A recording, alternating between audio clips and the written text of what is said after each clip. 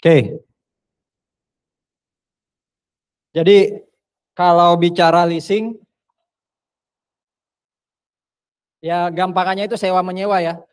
Jadi ada dua pihak yang terlibat, ada lesi, lesi itu yang menyewa aset, lesor itu yang pemilik aset. Jadi lesor punya aset, lesi itu yang pakai asetnya. Nah, ada kontrak, ada perjanjian antara dua pihak tadi untuk lesor ngasih asetnya ke lesi. Biasanya bidang-bidang yang di bawah itu yang sering terlibat dengan leasing. Ya. Jadi jangan pernah berpikir kalau ada perusahaan konstruksi, dia punya alat konstruksi itu milik dia sendiri. Tidak, itu sebenarnya nyewa. Kalau ada perusahaan transportasi, ya kayak pesawat, itu Garuda itu bukan pesawat dia sendiri, itu sewa tuh dari maskapai pembuat pesawat gitu ya, Boeing, Airbus, Fokker dan semacamnya. Ya. Nah, secara kelompok atau golongan ada beberapa tipe leasing. Ini pengantar dulu ya. Bahwa di praktek itu biasanya ada beberapa tipe leasing. Ya. Leasing yang tengah itu antara supplier yang punya aset tadi ya dengan lesi yang pakai asetnya plus lesor ya, plus lesor itu mereka satu grup. Jadi yang akan kita bicarakan nanti di chapter ini hanya ada dua sesuai dengan definisi ini, lesor dan lesi. Tapi biasanya sebenarnya leasing itu melibatkan yang namanya supplier. Ya, supplier itu punya aset, lesi pakai aset. Lesor itu jadi apa? Dia jadi pembantu lesi untuk membiayai transaksi leasing. Jadi biasanya supplier itu dapat uang di depan. Anggap aja biaya sewanya 100 juta. Dia udah langsung dapat 100 juta dari siapa? Dari lesor. Nah, kalau dia sudah dapat 100 juta dari lesor, asetnya kemudian dia sewakan atau dia kasih ke lesi. Nah, lesi nggak perlu bayar 100 juta ke lesor, ke supplier. Ya, dia nyicil ke lesor. Nah, lesor ini sekali lagi membantu pembiayaan. Nah, biasanya perusahaan jasa keuangan yang ada di atau yang menjadi lesor. Nah, kalau itu captive lesor berarti mereka satu grup yang punya aset, supplier, lembaga keuangannya dalam hal ini bank mungkin ya, atau perusahaan leasing khusus ya. Ditambah dengan lesi itu adalah satu grup. Saya disclaimer sekali lagi dalam chapter yang akan kita pelajari, lesor dan supplier itu satu pihak. Ya, lesor dan supplier itu satu pihak. Jadi saya punya aset, sekaligus juga saya membiayai. Membiayai dalam arti lesi nggak perlu bayar langsung 100 ke saya, tapi nyicil bayarnya. Mungkin kalau 4 kali ya dibagi 4 gitu ya. Itu ya. Nah ada lagi yang ini nih, kalau ini ya berarti bukan dalam grup ya. Supplier, lesor, dan lesi itu bukan dalam grup. Kita cenderung yang jadi contoh itu yang kiri. Tapi itu tadi, lesor dan suppliernya satu pihak. Ya, satu pihak. Kalau yang kanan itu melibatkan yang namanya broker. Jadi lesor dan lesi ketemu tapi ada perantara. Ya. Nah ini nih perusahaan-perusahaan yang mungkin relate yang atas. Masih ada ya Carrefour di sini. Kayaknya udah sempat di apa tuh? Diambil sama Corp ya atau Chairul Tanjung, grupnya Chairul Tanjung kan. Terus jadi salah satunya Transmart. Ya kan, setahu saya. Tapi kalau yang mau kita lihat di situ ya, dia nggak pernah punya gedung sendiri, ya. Itu bukan gedung dia, itu bukan toko dia, dia nyewa. Apalagi yang relate, itu Marks and Spencer, ya, Marks and Spencer yang ini nih. Toko-tokonya, kantornya, gudangnya itu bukan punya dia, semua lease. McDonald's apalagi. Kalau di sini dibaca, bisa jadi gedungnya punya dia, tapi tanahnya bukan punya dia. McDonald's itu kan franchise ya. Nah biasanya tanahnya nyewa, ya, tanahnya nyewa. Ya ini contoh-contoh aja ya. Nah bank itu pemain leasing yang paling banyak, ya. Bank atau Ya itu tadi ya, untuk minjamin duit ya. Tapi ada juga perusahaan yang memang khusus didirikan untuk jadi lesor. Dia mirip kayak bank, tapi dia bergeraknya hanya di lesor. Kalau bank kan bukan hanya masalah leasing ya. Bank itu kan bisa jadi pinjam meminjam duit biasa, kredit kah atau tabungan. Kalau lesor itu khusus membiayai leasing. Ya, itu ada sekitar 31. Nah, di luar itu ada pihak independen sekitar 14%. Sekali lagi pihak-pihak yang terkait itu ini.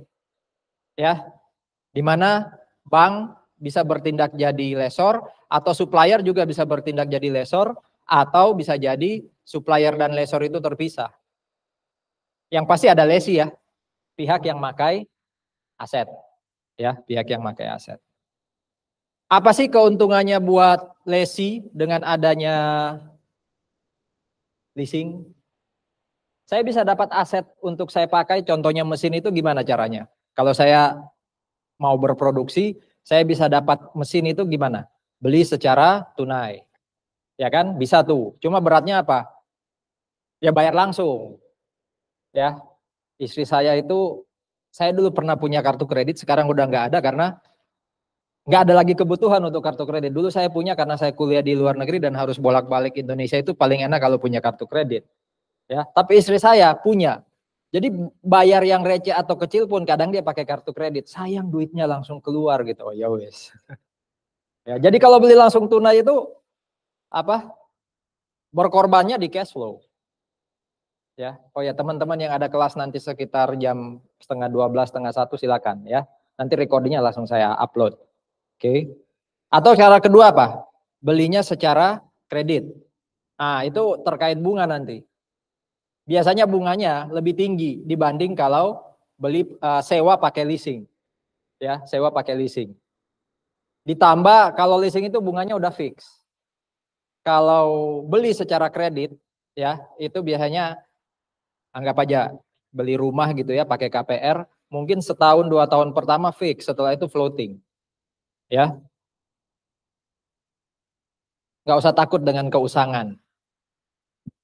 Usang itu sekali lagi mungkin asetnya masih bisa dipakai, tapi tampilannya udah nggak kekinian. Udah bisa dipulangin aja ke lesor atau supplier, tolong dong ganti yang baru gitu.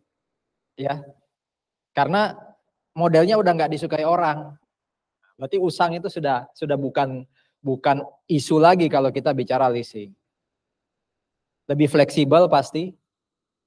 Oh ya, satu lagi ya, kita nggak perlu ada sampah, ya kan? Kalau udah selesai itu kadang yang jadi dulu Petra ya, kalau ada komputer atau laptop yang udah nggak dipakai ditumpuk tuh di gedung tengah tuh, gedung Radius Prawiro.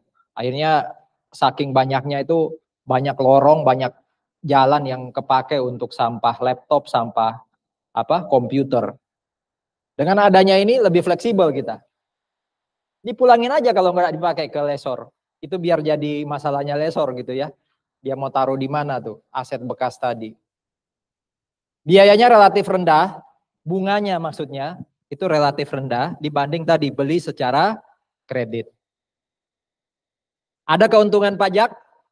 Ya biarlah itu jadi ranahnya PPH Badan, kalau pengen belajar tanya anak-anak teks ya. Yang pasti secara pajak ini lebih menguntungkan karena pembayaran leasingnya boleh jadi pengurang ya, jadi deductible expense. Nah, ada istilah yang paling bawah itu namanya off balance sheet. Off itu berarti apa? Di luar. Ya, di luar. Harusnya kan kalau saya punya mesin, saya sewa dari lesor, mesin itu kan menghasilkan revenue buat saya. Nah, harusnya kalau dia ngasilin revenue buat saya, itu kan berarti aset buat saya. Berarti harusnya ada di balance sheet saya. Tapi karena saya nyewa, bisa jadi nggak masuk balance sheet saya.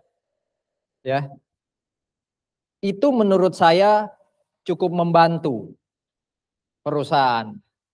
Ya, karena leasing itu kan terkait bukan hanya ada aset, tapi juga ada apa di sisi kredit. Saya dapat aset oke, tapi ada apa di sisi kredit? Ada hutang kan? Hutang sewa kan? Nah kalau utang itu masuk di balance sheet atau masuk di laporan keuangan itu kan agak membebani perusahaan kan? Kalau dilihat investor, loh kok banyak utang nih? Nah karena off balance sheet, sewa itu off balance sheet, itu utangnya nggak kelihatan. Padahal asetnya bisa kita pakai. Itu salah satu keuntungan leasing. Tapi nggak semua tipe leasing yang akan terkait dengan nomor 6.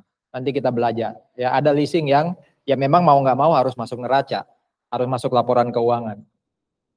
Kok kayak dejavu ya? Saya ngomong itu kayak ngulang yang PPh Badan kemarin. Jadi mohon maaf ya kalau kata-kata atau narasinya mirip. Ya. Oke. Nah kalau buat lesor apa? Ya buat lesor walaupun mungkin dari sisi lesi itu murah, itu fix, lesor tetap dapat margin. Ya, lesor tetap dapat margin, tetap dapat cuan gitu ya. Ada beberapa lesor yang sulit jual aset. Daripada numpuk di gudang nggak kepake cepat rusak, disewain ke orang. Ya kan? Syukur-syukur habis disewa dibeli, ya kan? Dibeli. Keuntungan pajak pasti ada juga dari sisi lesor dan biasanya sih nanti kita belajar soal residual value ya. Habis disewa itu harga jualnya setelah masa sewa selesai cenderung lebih tinggi dibandingkan kalau itu dipakai saya sendiri sebagai lesor. Ya, jadi residual value relatif tinggi. Mulai masuk, gimana jurnalnya? Nah, dari sisi lesi, ya intinya gini. Bisa jadi sewa menyewa itu tidak memindahkan hak legal. Jadi secara hukum, ingat kita hanya bicara dua pihak ya, lesor dan lesi. Secara hukum, secara legal, secara dokumen, aset itu masih milik lesor. Tapi, tuh lihat ya, hak untuk pakai asetnya berpindah ke siapa? Lesi.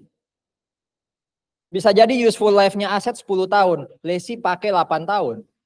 Berarti kan mayoritas aset itu dipakai oleh lesi. Berarti harusnya yang ngakuin siapa? Jadi aset di dalam laporan keuangan, ya harusnya lesi. Iya kan? Bahkan ada transaksi yang lease term-nya, masa sewanya sama kayak useful life-nya. Nah bukankah itu berarti walaupun secara legal punyanya lesor, tapi kan secara akuntansi punyanya lesi. Ya, jadi substansi buat lesi, konsep sewa buat lesi itu adalah aset yang dipakai oleh lesi itu sebenarnya menunjukkan kemampuan atau hak lesi untuk mengendalikan aset. Mau itu sertifikat tanah atau bangunan ada di lesor, tapi saya yang pakai loh. Berarti secara akuntansi harusnya itu punya saya sebagai lesi. Harusnya masuk di dalam statement of financial position saya. Jadi berangkatnya dari logika itu. Ya, berangkatnya dari logika itu.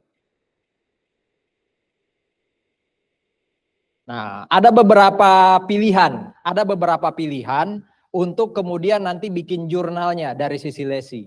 Yang pojok kiri atas ngomong gini. Kalau ada aset yang disewa oleh lesi, kita dari lesi dulu berangkatnya ya, nanti baru lesor. Kalau ada aset yang disewa oleh lesi, nggak perlu dijadikan aset. Maksudnya tidak perlu masuk neracanya lesi. Kata-kata tidak kapitalisasi itu artinya dia jadi expense. Udah laporkan jadi beban sewa aja. Jadi beban sewa to cash. Atau paling nggak gini, prepaid expense to cash, lalu nanti akhir tahun beban sewa to prepaid expense. Yang pasti dia tidak jadi aset, tidak jadi equipment. Itu pilihan yang ada di pojok kiri atas. Ada pilihan lain yang kanan atas, itu ngomong gini. Hanya aset tertentu yang dikapitalisasi. Ingat ya, dikapitalisasi itu kan kata dasarnya apa? Capital. Capital itu berarti aset. Berarti kalau dikapitalisasi, diakui sebagai aset. Gitu ya, jadi saya nggak akan ngulang-ngulang lagi definisi itu. Kalau saya sering ngomong dikapitalisasi itu berarti diakui jadi aset di balance sheet atau di statement of financial position. Nah yang kedua ngomong, hanya yang tertentu aja yang diakui sebagai aset. Utamanya aset-aset yang disewa mirip kayak beli secara kredit. Nah itu yang dikapitalisasi. Ya. Atau yang pojok kanan bawah. Nggak semua dikapitalisasi, tetap ada yang jadi expense. Yang dikapitalisasi itu hanya aset yang disewa dengan sanksi atau penaltinya itu besar. Kadang-kala kan leasing gitu ya, ada di kontrak, kalau Anda nggak bayar sewa, kena sanksi atau penalti. Ya, kalau Anda bayar lebih cepat, kena sanksi atau penalti. Nah, kalau transaksi leasing atau sewa itu ternyata sanksi penaltinya besar, itu aja yang dikapitalisasi. Yang sanksi atau penaltinya kecil, jadikan expense. Itu pilihan ketiga. Nah, kalau yang kiri bawah, ya, yang kiri bawah, kapitalisasi. Khususnya untuk sewa jangka panjang. Berarti sewa jangka pendek, apa? Expense. Gitu ya. Jadi yang paling ekstrim yang kiri atas, yang nggak ada satupun yang jadi aset. Berarti semua expense. 3 sisanya itu, ada expense, ada aset. Yang lebih banyak diakui aset itu yang kiri bawah. Karena dia jelas hanya untuk yang jangka panjang. Ya. Nah, ingat-ingat yang apa tuh? Ini warna hijau ya harusnya ya. Ingat-ingat yang ini ya. Apa yang dipilih oleh IFRS, standar akuntansi internasional kita, yang dipilih oleh IASB sebagai pembuat standar. Dia ngomong gini, dan harus diingat-ingat. Semua transaksi sewa buat lesi harus jadi aset. Jadi defaultnya, setelan pabriknya itu adalah harus jadi aset. Ya. Next time harus lebih cepat dari saya ya, kan kamu selalu setelah saya gitu. Ya. Nah, di situ dikatakan lesi harus kapitalisasi semua leasingnya kecuali 2 kotak yang kanan. Ya. Apa? 1. Kalau masa sewa, lease term itu masa sewa, kurang dari 1 tahun. Nah, ini mungkin nanti dicek recordingnya PPH Badan, saya belum upload ya. Bisa jadi saya salah salah omong, tapi intinya sebenarnya yang kedua itu atau bukan dan. Jadi salah satu aja terjadi, maka itu pengecualian. Berarti kalau pengecualian apa? Kalau kata-kata pengecualian berarti apa? Tidak dikapitalisasi. Ya. Berarti jadi expense. Gampang kan ya? Expense atau aset, udah gitu aja. Jadi chapter ini nggak susah sebenarnya. Expense atau aset, udah gitu aja. Yang expense yang kanan. Apa? 1, lease term kurang dari 1 tahun. Nah, itu udah pasti expense. Atau kalau nilainya kurang dari 5 juta. 5 juta kali 15.000 deh.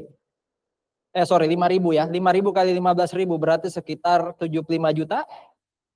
Betul ya? 75 juta. Jadi kalau 75 juta rupiah nilai sewanya, walaupun mungkin lebih dari 1 tahun, ya itu nggak usah dikapitalisasi. Atau kalau lebih dari 1 tahun tapi nilai sewanya murah, gitu ya. Nah itu juga nggak perlu dikapitalisasi. Jadi kata-katanya atau ya, bukan dan ya. Salah satu aja terpenuhi itu tidak perlu dikapitalisasi, berarti jadi expense. Udah, ini apa ya? Ini substansinya chapter kita hari ini, ya.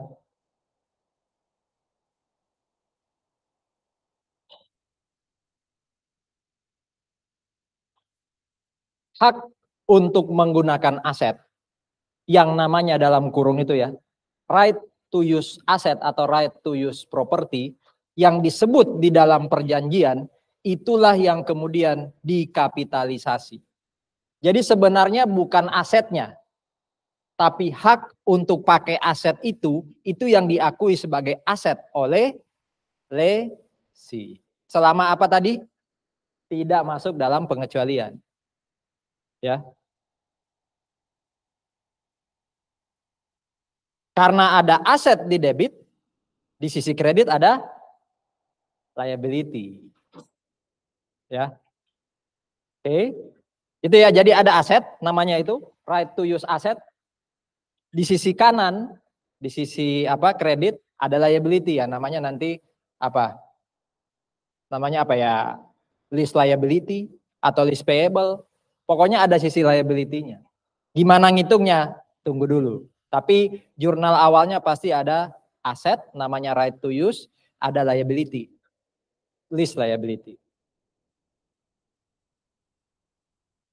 Setiap akhir periode kita harus ngakuin interest. Interest atas apa? Kan ada 2 akun tadi ya, aset dan liability. Berarti interest itu atas apa? Atas liability. Sementara ada depreciation expense. Depreciation expense ini tergantung apa tadi? Aset. Jadi aset di depresiasi, ya. Liability dikalikan tingkat suku bunga, jadilah interest expense. Oke? Itu prinsip besarnya.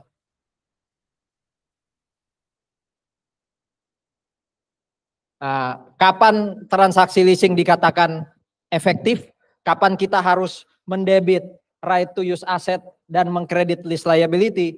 Ya itu, ketika lessee bisa mengendalikan aset, ya, atau terjadi pembelian aset. Ya kalau di soal diketahui lah, gampangnya kayak gitu. Ya. Beberapa variabel yang harus dipertimbangkan, satu pasti lease term. Ini kalau cari, Anda kan sudah mungkin dikit-dikit lihat slide-nya atau yang kemarin sudah belajar ya. Ini pasti kita akan pakai present value. Pasti kita akan pakai chapter 6 dari buku Kisah and Wagon. Nah, N-nya itu adalah lease term. Periodenya itu lease term. Masa sewa. Ya, seberapa lama kita boleh menyewa yang tertera dalam agreement. Tapi lease term itu bisa diperpanjang. Anggap aja sewa 5 tahun, bisa diperpanjang asal punya yang namanya hak opsi. Nama hak opsinya itu. Ya, bargain untuk renewal option. Mau berapa lama? Ya tergantung harga yang kita bayar. Kalau kita bayar lebih untuk hak opsinya, bisa jadi lebih lama yang bisa jadi perpanjang lease term kita. Hak opsi itu ada harganya juga ya. Kenapa?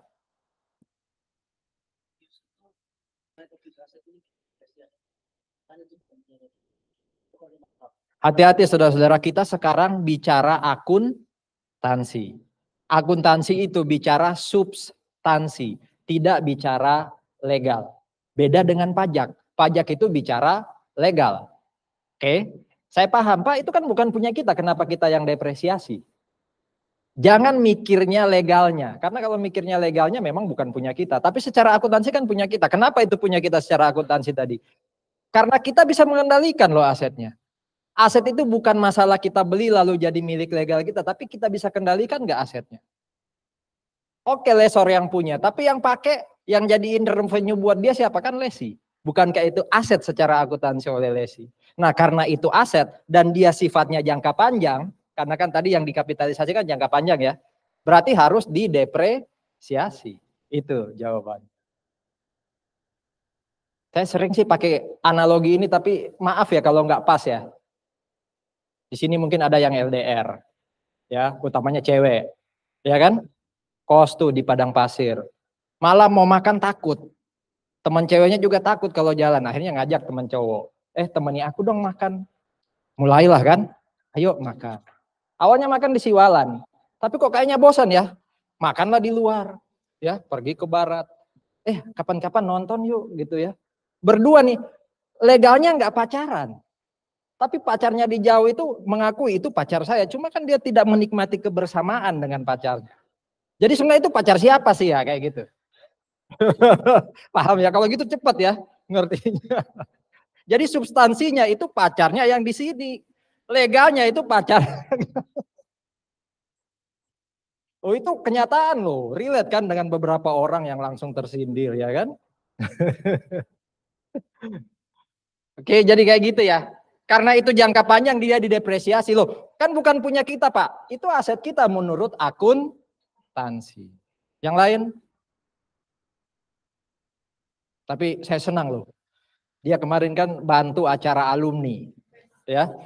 Terus main gitar. Wah mantap main gitarnya. Ya. Jadi lagu yang menurut saya itu harusnya tidak begitu. Ya ini salah saya juga ya. Masa memuji Tuhan tergantung musik gitu. Tapi yang saya rasa lagu yang biasa-biasa jadi saya semangat gitu ya. Merasakan kehadiran Tuhan karena permainan gitar dia gitu. Ya saya jadi ingat saya masa muda dulu. Bukan saya bisa main gitar, maksudnya saya pernah lihat orang kayak gitu main. Saya nggak bisa main gitar. Ya, jadi dia sudah memberkati saya hari itu. Ya, sekarang giliran saya memberkati dengan menjawab pertanyaanmu kan. Yang lain. Oke, ini list term ya. Nah, ada ilustrasi, ini ilustrasi singkat aja. Awalnya kan berapa list termnya 2 tahun. Tuh katanya 2 tahun ya. Ternyata dia beli opsi. Opsinya itu untuk memperpanjang 2 tahun berikutnya ya. Berarti sebenarnya list termnya 4 tahun. Jadi kalau mau cari N di tabel bunga pakai N4 bukan N2. Ya. Oke, variabel berikutnya yang harus dipertimbangkan untuk transaksi leasing adalah lease payment pasti. Lease payment itu kalau kayak di Apa kalau kayak dulu chapter 6 itu yang R yang periodik kita bayar itu. Setiap tahun kita bayar. Nah, sewa itu sekali lagi saudara-saudara, saya samakan dengan kos Anda. Anda kan bayar sewa dulu baru masuk kos kan? Bukan Anda masuk kamar dulu baru bayar kos kan? Pembayaran kos itu sebenarnya kan pembayaran di depan. Berarti kalau ada pembayaran yang periodik tiap tahun yang nilainya sama dan dilakukan di depan, itu kan yang namanya apa? Annuity due. Itu anuitas tapi yang AD. Kan ada dua anuitas, masih ingat AKM 1? Ada AD dan OA. OA itu baru di akhir, itu biasanya bunga. Tapi kalau sewa itu AD. Nah, itu yang disebut lease payment. Jadi keterangan di soal lease payment itulah R kita. Ya. Payment kita tiap tahun. Apa itu lease payment? Bisa pembayaran tetap, bisa variabel, termasuk residual value. Ada kondisi khusus terkait residual value. Residual value itu kan titiknya di ujung ya. Titiknya kan di future. Ini gambarannya leasing kan kayak gini nih.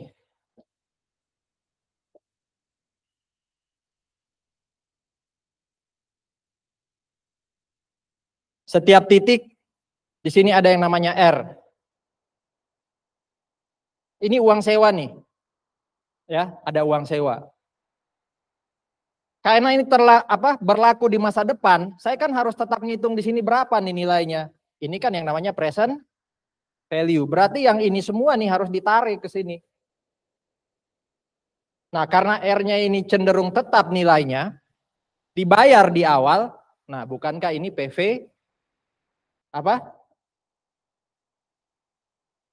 Tapi ada juga loh di titik ini yang namanya residual value. Dan dia hanya satu. Berarti kalau ditarik ke sini, ini PV tok kan?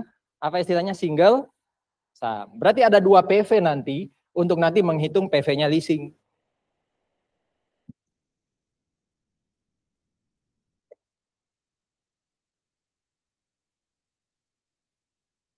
I-nya ada di soal. I-nya diketahui di soal. Tapi nanti akan ada dua I ya. I pertama itu I-nya lesor. Ya, I-nya lesor. I-nya lesor itu istilahnya di situ disebut sebagai implicit rate. Ya, implicit interest rate. Nah, kalau kita dari sisi lesi mau ngitung present value pakai I, selama kita tahu punyanya lesor, pakailah punyanya lesor.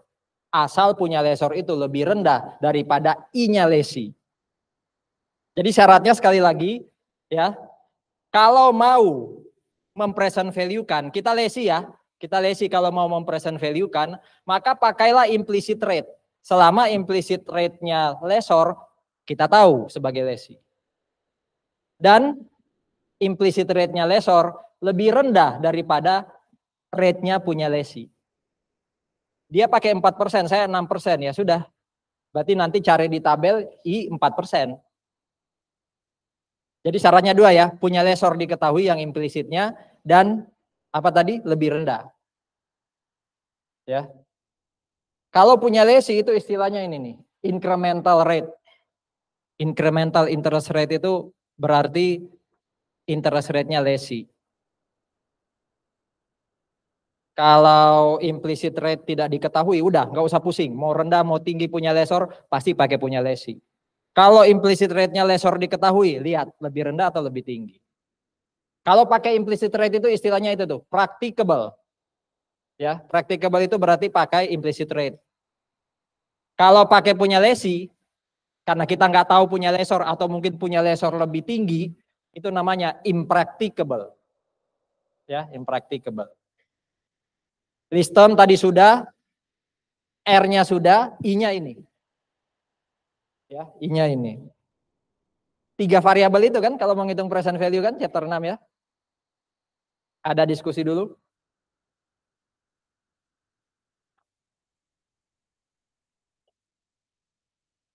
Ada kasus kayak gini nih. Ada NLD, anak perusahaannya CNH Global ya di situ. Pokoknya kita NLD ya. Itu punya transaksi dengan CAN. Ya, mereka tanda tangani perjanjian leasing 1 Januari 2022 di mana ya CNH itu menyewakan equipmentnya ke Ivanhoe. Jadi lesornya CNH, Ivanhoe itu lesi. Clear ya? Ivanhoe itu lesi. Kita masih dari sisi lesi sekarang, berarti kita dari sisi Ivanhoe. Oke? Lease term 5 tahun. Oh, berarti N jelas 5. Leasingnya non-cancelable, dibayar di awal setiap tahun. Berarti kayak R itu lah, mulai dari titik 0. Pak, mungkin nggak ada sewa di akhir pakai OA? Mungkin aja, tapi jarang itu dipraktek. Kalau di soal dimungkinkan, berarti Anda harus pakai OA selama disebutkan dibayarnya di akhir periode. Kalau tidak ada sebut menyebut di soal, itu dianggap AD. Oke? Nah, berapa yang dibayar di tiap awal periode tuh? Itu 20.711. Jadi uang sewanya sama tiap tahun, 20.711, 20.711. Selama berapa kali? 5 kali. Kan 5 tahun ya. Per 1 Januari 2022, harga aset di pasar itu 100.000. Jadi titik 0 itu, kalau si siapa? Si CNH ya jual, dia dapat uang 100.000. Tapi kemudian dia sewakan. Ya. Kalau lease term selesai di titik 5 dan aset tadi mau dijual sama CNH, dia bisa dapat uang 5.000. Itu kan namanya apa? Residual value. Oke, sampai di titik ada residual value 5.000, jelas ya? Nah, residual value itu ada istilah guaranteed, ada istilah non guaranteed. Guaranteed itu artinya gini, kalau nanti di titik 5 ini, aset kembali ke lesor dan ternyata nilainya di pasar kurang dari 5.000, karena mungkin lesi pakai asetnya sembarangan gitu ya, nggak dijaga dengan baik, ya kurang dari 5.000, anggap aja setelah lease term selesai nilainya tinggal 3.000. Kalau itu guaranteed berarti lesi harus bayar 2.000 kepada lesor. Dari mana 2.000? Kan estimasinya 5.000, realnya 2.000. Berarti kan realnya 3.000, berarti kan harus di top up sama lesi. Itu kalau apa? Guaranteed. Tapi kalau non guaranteed, lesi bebas mau berapapun nanti apa? Residual value di titik 5, dia nggak terkait. Nah, itu sangat tergantung dengan perjanjian, sangat tergantung dengan hitung-hitungan. Ya, biasanya non guaranteed berarti mungkin lebih mahal ya. Kalau guaranteed bisa jadi lebih murah buat lesi karena ada kemungkinan dia harus bayar selisih. Ya kan? Itu ya bedanya guaranteed sama non guaranteed ya. Nah, lesi sendiri, Ivanhoe sendiri itu dalam kasus ini, di kasus kita yang ilustrasi 1 mengatakan, saya kok yakin ya, nanti di titik 5, kalau saya kembaliin itu ke CNH, ke lesor, minimal 5.000, bahkan bisa jadi lebih residual value-nya. Ya, bisa jadi lebih. Itu ya, ada di situ. Tidak ada opsi untuk perpanjangan dan tidak ada opsi untuk kepemilikan. Karena nanti kita belajar juga, rupanya ada hak opsi itu bukan hanya memperpanjang lease term, tapi apa? Beli aset. Kalau lease term selesai bisa saya beli. Ivanhoe bisa beli selama Ivanhoe punya hak opsi. Jadi hak opsi ada 2, memperpanjang lease term atau membeli aset. Ya. Nah, di sini tidak ada opsi apapun. Perpanjangan nggak ada, membeli aset nggak ada. Jadi pasti asetnya kembali ke lesor. Clear ya? Ini saya masih menjelaskan soal. Punyanya lesi, kan kita dari sisi lesi loh sekarang mau bikin jurnal, punyanya Ivanhoe, itu 5%. Ivanhoe tadi yang nanya depresiasi ya, itu kalau punya aset biasanya dia depresiasi pakai garis lurus, enak. Ya, garis lurus kan tinggal dibagi useful life atau lease term. Ya. Lesor sendiri itu punya implicit interest rate 4% dan lesi tahu. Berarti kita harus pakai 4%. Kenapa? Lesi tahu dan lebih rendah dari punyanya lesi, ya kan? Berarti kita pakai I, lihat di tabel bunga, itu harus yang 4%. Clear? Gimana kalau di situ ditulis Ivanhoe tahu tapi 6%? Ya pakai 5%. Ya. 4% tapi Ivanhoe nggak tahu, ya pakai 5%. Itu ya. Saya sering ngomong, tapi kan saya tahu Pak, ya kamu kan bukan Ivanhoe. Di soal itu Ivanhoe tahu apa enggak, bukan Brandon tahu apa enggak gitu ya. Oke. Nah, Lesi sekarang harus mengkapitalisasi. Karena jangka panjang ya. Ya kan? Jangka panjang, lebih dari 5.000 kan? Berarti ini kapitalis, berarti harus dikapitalisasi. Oh iya, saya harusnya di awal mengenalkan ya. Kalau aset itu dikapitalisasi, aset sewa itu dikapitalisasi, namanya capital lease. Capital, modal itu loh, capital lease. Tapi kalau yang tadi, yang pengecualian 2 tadi jadi expense ya, jangka pendek dan di bawah berapa? 5.000 ya. Itu kan jadi expense, itu namanya operating lease. Ya, operating lease. Nah, leasing ini, capital lease ini karena harus dikapitalisasi, maka Ivanhoe sebagai lesi itu harus ngitung berapa sih present value-nya di sini. 5.000 yang tadi ada di sini nih. 5.000 di sini, mana sih tadi? 5.000 yang ini nih, itu nggak usah dipertimbangkan. Nggak usah dipertimbangkan. Kenapa? Karena walaupun guaranteed, di situ dikatakan apa? Ivanhoe kok yakin? Yakin itu probable itu berarti di atas berapa persen? Di atas 50. Kalau possible itu di bawah 50. Kalau keterangannya possible berarti Ivanhoe kemungkinan tidak yakin. Berarti dia mungkin harus bayar. Karena mungkin di bawah 5.000 nanti residual value-nya. Tapi di sini karena probable, berarti Ivanhoe yakin besok nggak perlu bayar. Masalah besok perlu bayar atau enggak itu masalah besok tahun kelima ya. Tapi sekarang ketika sewa dia yakin kok saya bisa jaga aset ini sehingga residual value-nya tidak akan turun dari 5.000. Nah, karena tidak turun dari 5.000 menurut keyakinannya si lesi, ya dia present value-nya hanya atas apa? 20.000. Paham? Jadi dia hanya present value yang AD toh. Dia hanya present value yang AD. Dia tidak perlu present value yang residual value yang 5.000. Kenapa tadi? Walaupun guaranteed, tapi Ivanhoe yakin, probable, bahwa nilainya nanti akan lebih dari 5.000. Atau minimal sama dengan 5.000. Nanti kita lihat kasusnya kalau dia nggak yakin atau ternyata menurut dia di bawah 5.000 nih, itu gimana tuh jurnalnya. Nanti kita lihat. Tapi sekarang masih yang simple. Gini aja kok simple gitu ya. Nah, present value-nya hanya satu, present value atas R. Jadi 2711, cari di tabel bunga, PVFAD itu tabel 4 kalau nggak salah ya. Tabel 4, ketemulah angka ini. I 4%, N-nya 5. 5 itu apa? Listom tadi kan? Nah, ketemu present value-nya 95.000. Ingat-ingat dari sekarang, tadi kan katanya apa? Kalau terjadi capitalist debit ada aset namanya apa? Right to use. Kredit ada apa? Lease liability. Itu based on present value. Nah, present value kita di situ berapa? 95. Ya sudah, right of use to lease liability 95. Kita salah ngitung present value, berarti jurnal salah. Ya. Itu dulu sampai jurnal yang pertama nih, ada pertanyaan. Jadi itu dasarnya dari sini ya, 95 itu ya.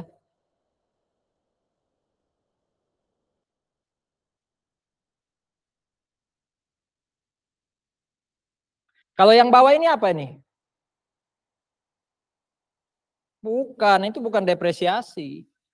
Depresiasi itu selalu dilakukan di akhir periode, hati-hati loh ya. Ini baru 1 Januari 22. Tadi kan katanya menurut soal ada pembayaran 2711 setiap awal tahun ya kan? Berarti hari itu juga list liability langsung kita bayar kan ke lessor. Makanya list liability langsung berkurang. Ya enggak? Jadi bukan depresiasi. Sampai jurnal yang bawah ada pertanyaan.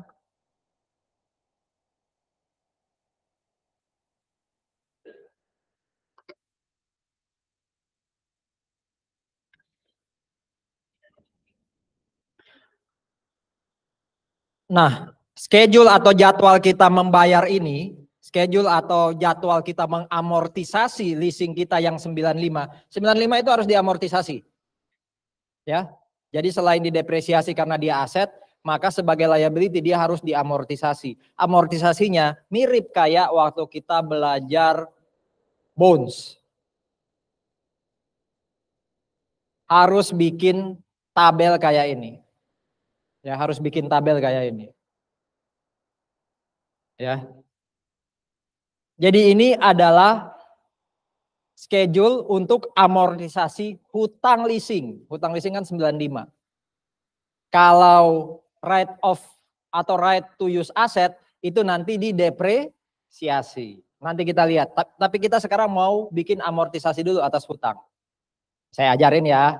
Di situ ada petunjuknya sih, tapi kolom pertama itu isinya adalah lease payment dan nominalnya pasti sama terus. Oke, 2711. Saya langsung lompat ke kolom yang paling kanan. Kolom paling kanan itu judulnya lease liability. Berarti yang pojok kanan atas, paling atas ya, itu selalu sama dengan apa? Present value. Kalau present value Anda 99, taruh 99 di pojok kanan atas. Jadi jelas ya? Nah, 95 ini itu nanti menjadi pengali atau dikali dengan I. I kita pakai 4%. Ya, itu nanti kelihatan di kolom B.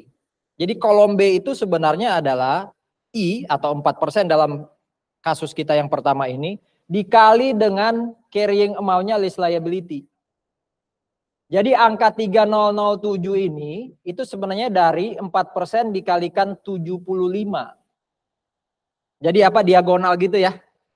Diagonal gitu. Lah Pak, kok baris pertama 0? Karena ini kan baru 1 Januari. Bunga itu tadi saya ngomong apa? OA. Berarti bunga kan baru diakui di akhir periode, betul? 1 Januari belum ada, dia masih 0. Berarti bunga yang 3007 ini untuk tahun berapa? 2022 atau 2023? Malah 24 ini. 3007 ini 22 apa 23? Barisnya jangan tertipu ya, itu ditulis 1 Januari 23, tapi kan itu sebenarnya 31 Desember 22. Berarti 3007 itu bunganya tahun 2022. Ya. Bukan yang 0. 0 ini kan 1 Januari. Ya, ini baru 31 Desember 2022 atau sama dengan 1 Januari 23. Ingat loh tadi, ada ini loh. Di akhir periode harus mengakui 2, apa aja? 1, mengakui interest expense, 2, mengakui depreciation expense. Tabel tadi itu bantu kita untuk mengakui interest expense. Gimana tadi ngitungnya? I kalikan dengan carrying amount dari lease liability secara diagonal. Kolom kedua ada pertanyaan? Yang 0 pertama itu terjawab ya, karena masih 1 Januari, berarti kan belum ada bunga.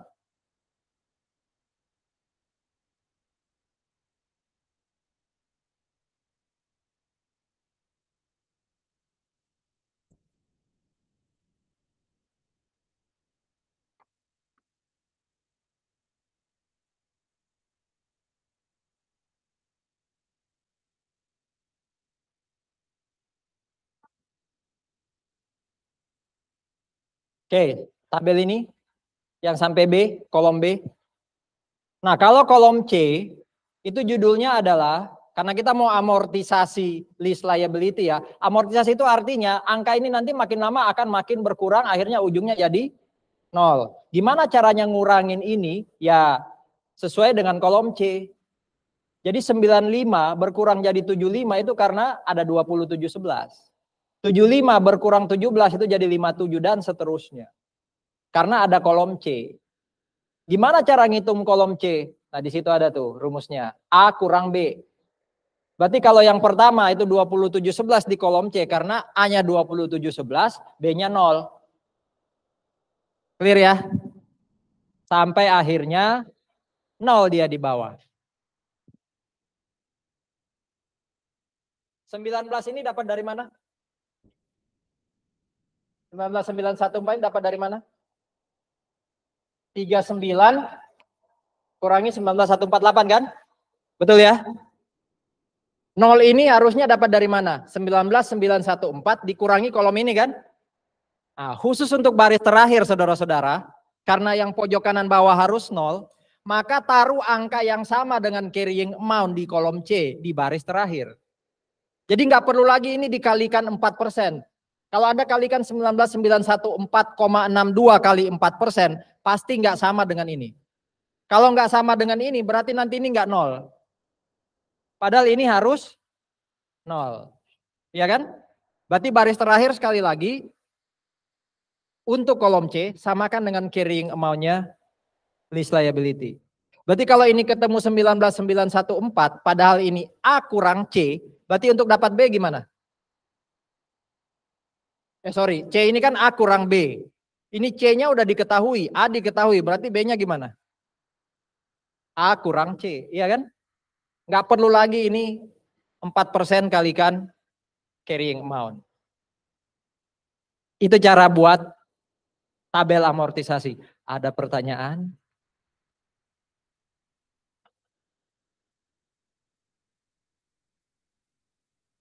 Kira-kira kolom A itu kalau di akun nama akunnya apa? Cash. Di sisi kredit kan list payment. Berarti kan di sisi kredit tuh. Kan enak kalau sudah punya ini judulnya jelas. Kalau kolom B, interest expense kan atas liability. Saldo normal di debit. Berarti ada interest expense di debit, ada cash di kredit. Kalau yang C, saldo normalnya di mana yang C? Ayo. Kenapa? Itu apa sih judulnya? Reduce liability. Liability itu di kredit. Berarti kalau reduce taruh di debit. Jadi kalau kolom itu sudah terisi semua, enak kita bikin jurnal. Ya. Berarti di 31 Desember kita akui interest expense seperti ini. Ya. 3007 tulis liability 3007. Jadi kalau ada interest expense kan belum dibayar ya. Baru bayarnya kan 1 Januari tadi ya. Tahun 2023 kan. Berarti kreditnya harus liability. Nah, liability-nya nambah dulu. Liability-nya nambah dulu ya. Baru di 1 Januari 2023 list liability to cash. Jadi 1 Januari 2023, 1 Januari 2024 sama terus jurnalnya tuh. Tadi kan di 1 Januari 2022 juga jurnalnya sama ya. List liability to cash kan? Nih. Ya kan? Jadi sama terus jurnalnya di setiap 1 Januari. Tapi di 31 Desember, kita harus ngakuin interest expense. Lihat dari mana? Tabel. Clear? Nah yang kedua tadi selain interest expense ngakuin apa? Depresiasi. Pakai garis lurus kata soal kan? Asetnya berapa sih? Yang diakui asetnya berapa sih nilainya? Berarti dibagi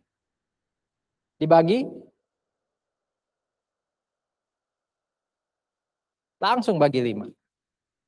Jurnalnya gimana ya? Depreciation to asset. Jadi tidak ada akumulasi ya, bukan akumulasi namanya. Depreciation langsung asetnya berkurang. Karena nanti di ujung asetnya pasti 0. Kalau kita pakai akumulasi, right of use aset tetap ada, ya kan? Ini enggak, asetnya langsung dikurangi.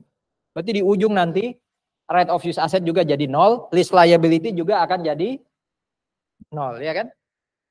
Di ujung itu maksudnya apa? Di titik 5. Saat list term sudah selesai.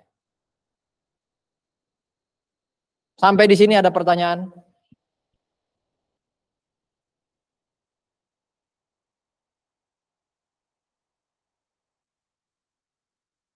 Clear ya? Nah itu tadi ngitung aset dan liability, yang ini, yang present value. Bikin tabel amortisasi sudah, bisa bantu kita untuk ngakuin interest expense. Sekaligus kita juga harus depresiasi. Nih. Nah tugas kita berikutnya adalah bikin laporan keuangan. Ini laporan keuangannya. Ya, ini laporan keuangannya.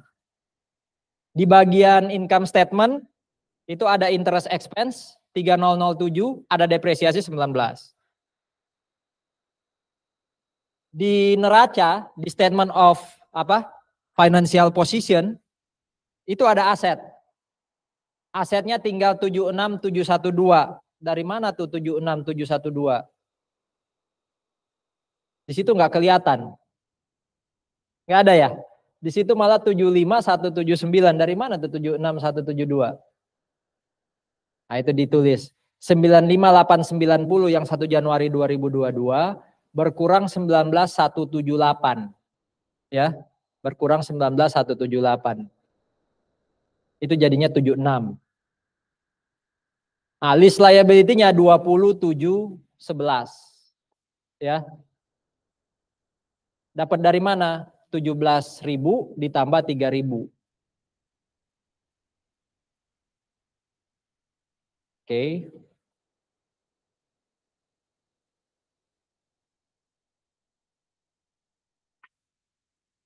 Lalu apa lagi? Nah, ada list liability non current ya. Ada list liability yang non current itu 57475. Sorry, yang 76 itu nilai buku ya. 76 itu nilai buku. Kan tadi disusutkan berapa? 19. Cost-nya right of use kan awalnya berapa? 95 kan? Terus ada penyusutan 19, berarti nilainya tinggal 76. Clear ya, 76 dari mana ya? Nah, kalau liabilities-nya, kalau di total ada berapa sih liabilities di sini? 75 sekian kan? Nah, itu sebenarnya terdiri atas dua. Ada yang current, ya. Ada yang current 20.000, ada yang non current 57. Ya, ada yang non current 57. Di income statement tadi sudah saya jelaskan di awal, ada interest expense, ada depreciation expense. Ada pertanyaan sampai di titik kita menyajikan laporan keuangan?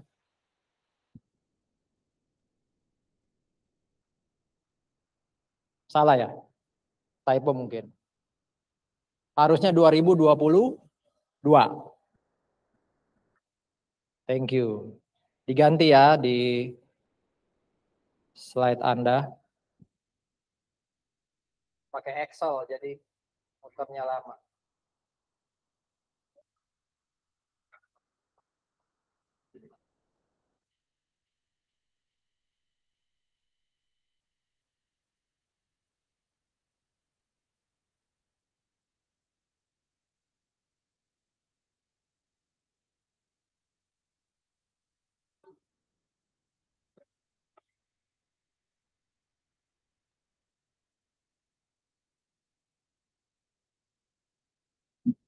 Yang lain?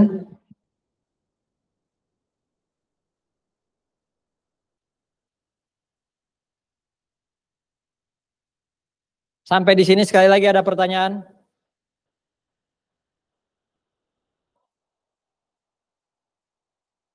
Angka mana?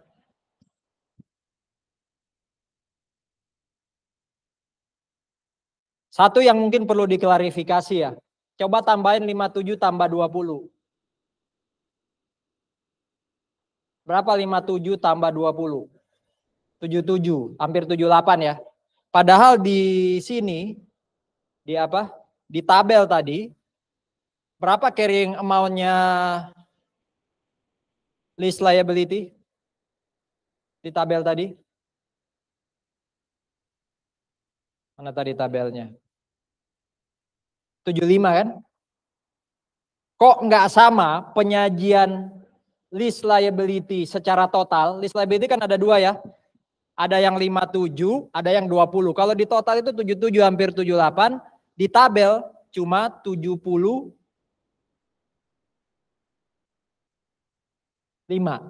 Ada yang bisa jawab?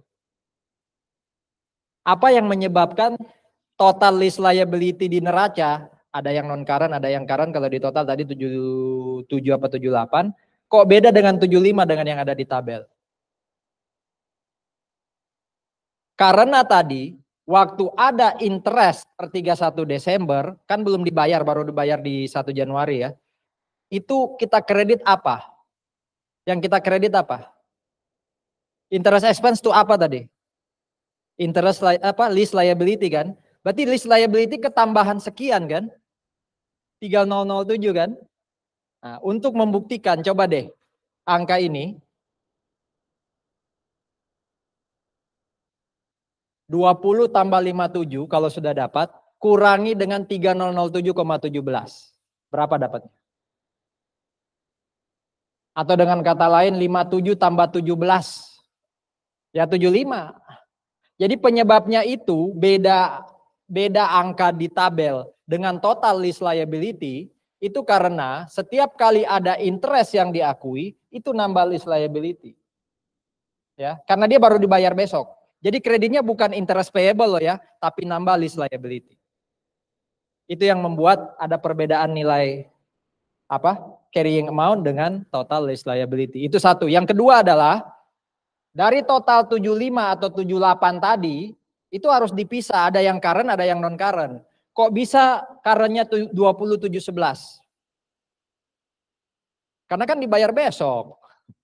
Ya kan? Besoknya itu 1 Januari 2023, makanya dia current. Sisanya kan baru nanti sampai 2027 ya, atau 26. Ya kan? Clear ya? Jadi bisa jadi nanti ada pertanyaan bukan sekedar nanya jurnal, tapi di neraca berapa nilai current liability, berapa nilai non current. Current liability-nya selalu sama dengan apa? Lease payment. Selalu. Sisanya itu yang Anda kurangi dari carrying amount tadi dengan 202711 ya, 2711 sorry. Silakan. Ada lagi yang mau diklarifikasi? Saya tidak mengklarifikasi pertanyaan Anda, malah saya jelaskan langsung ya. Saya nunggu pertanyaan kok nggak ada gitu. Lanjut ya, ilustrasi 1 selesai ya. Oh ya belum sih, di sini ada keterangan. Nanti kalau di akhir periode, berarti akhir periodenya kan 22, 23, 24, 25, 26. Berarti masuk di 1 Januari 2027. Kalau di situ apa katanya? Ivanhoe beli dari CNH 5.000, kan tadi residual value-nya 5.000. Ya sudah, Ivanhoe jurnal kayak beli aset biasa, equipment to cash. Itu ya. Kalau Ivanhoe balikin atau tidak jadi beli, ya udah nggak ada jurnal ini. Lesor berarti yang harus jurnal Pak. Nanti kalau lesor ini kita kan masih lesi. Oke. Apa bedanya ilustrasi 2 dengan ilustrasi 1? Coba dibaca lengkap ilustrasi 2.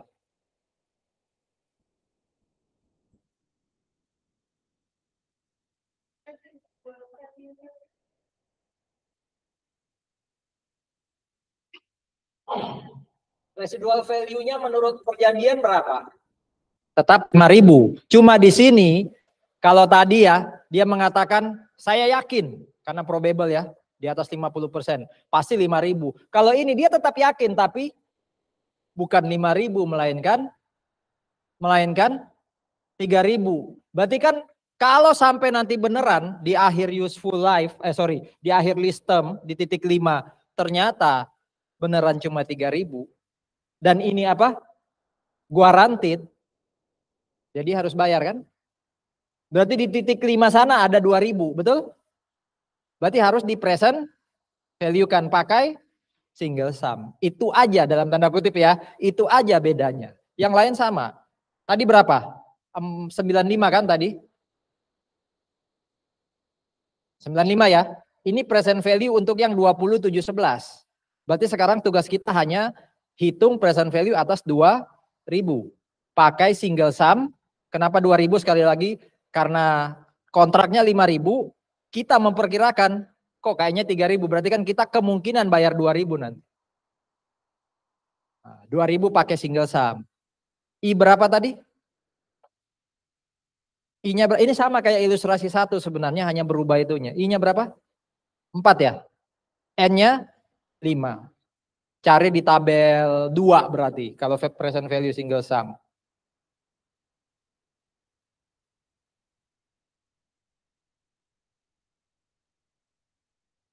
Tuh.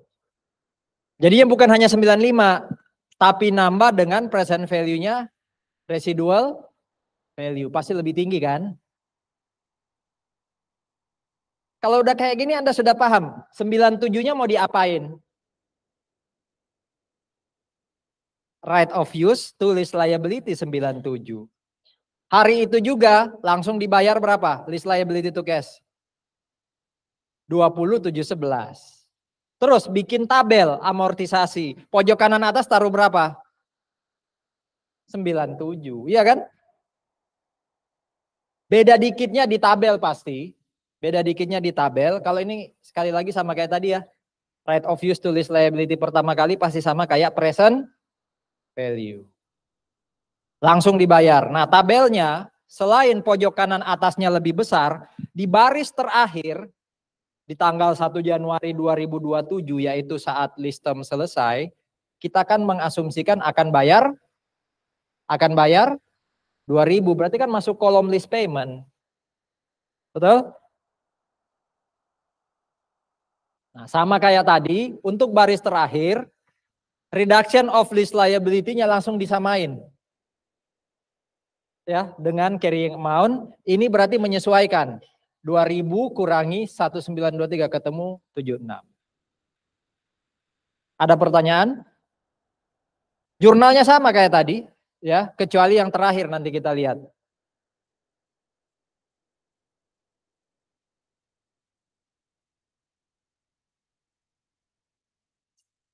Per 1 Januari 2027 akan ada jurnal tambahan. Ya.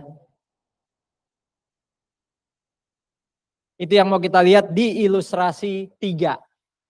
Ya, kita pengen lihat di ilustrasi 3. Kalau dia bayar gimana jurnalnya? Tapi ilustrasi 2 ada pertanyaan enggak? Apa bedanya sekali lagi? Dia tidak yakin residual value-nya 5.000. Berarti nanti dia harus bayar berapa? Selisih antara 5.000 dengan keyakinan dia yang di soal tadi berapa? 3.000. Itu berarti residual value yang harus dibayar. Ikut di present value kan. Berarti tabelnya berbeda. Pojok kanan atas lebih besar. Dan di baris paling bawah harus ada tambahan 2.000. Itu bedanya. Dengan ilustrasi 1 maksud saya. Bisa lanjut?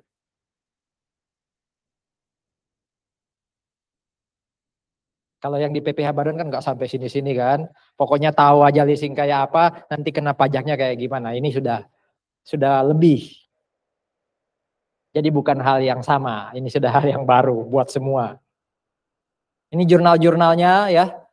Di awal akui right to use asset ya.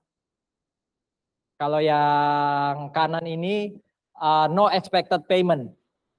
Ya, tidak perlu ada pembayaran. Yang kanan ini kayak ilustrasi 1 kan? Betul ya? Jadi yang kanan itu ilustrasi 1, yang ini ilustrasi 2. Tapi jurnalnya sama semua. Kecuali nanti 1 Januari 2027.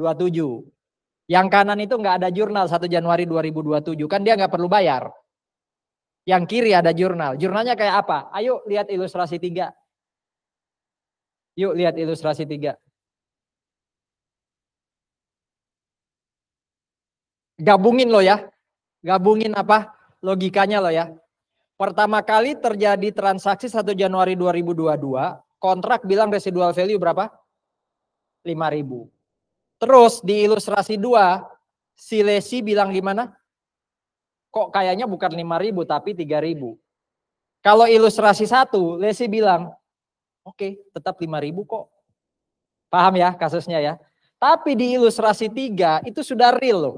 Itu kan masih 1 Januari 2022 tadi. Ilustrasi 3 ini adalah real ketika lease term selesai.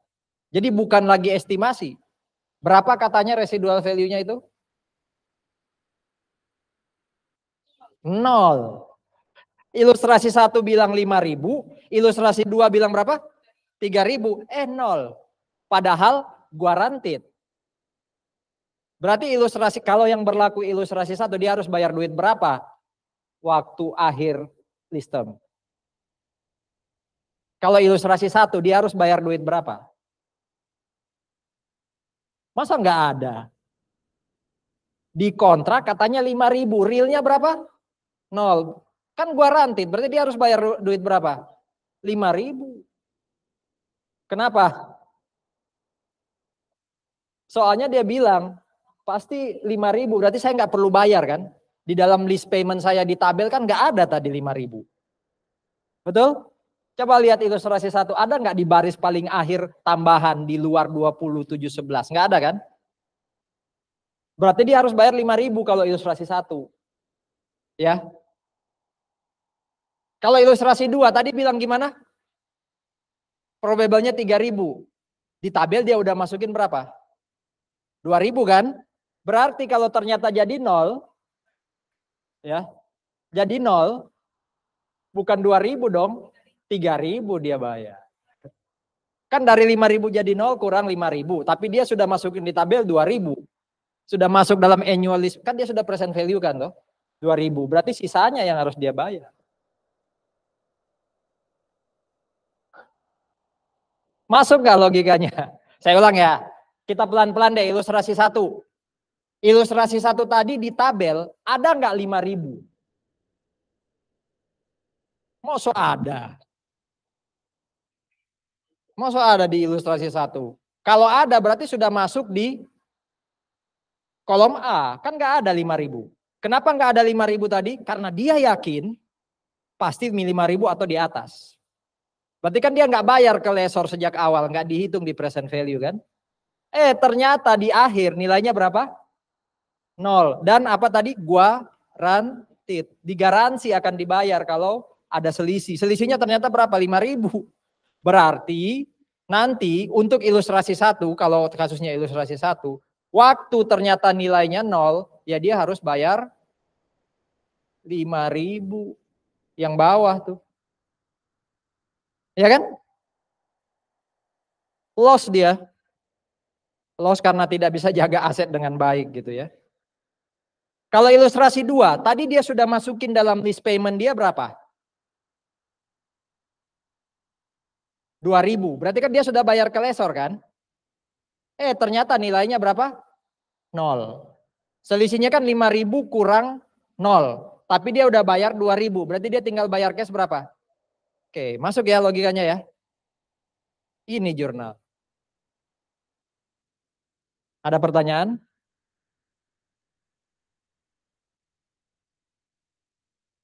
Ini bukan kuliah 7.30, ada yang tidur ya. Kuliah 7.30 oke lah, ngantuk gitu ya. Mending tadi nggak usah masuk.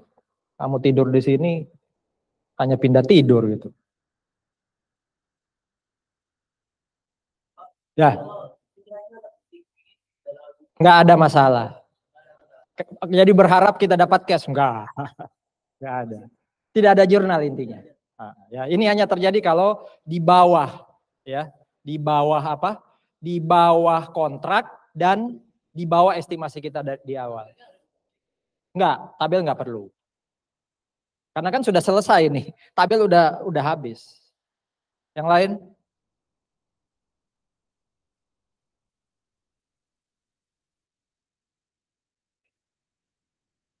Ilustrasi 1, 2, 3, ada pertanyaan?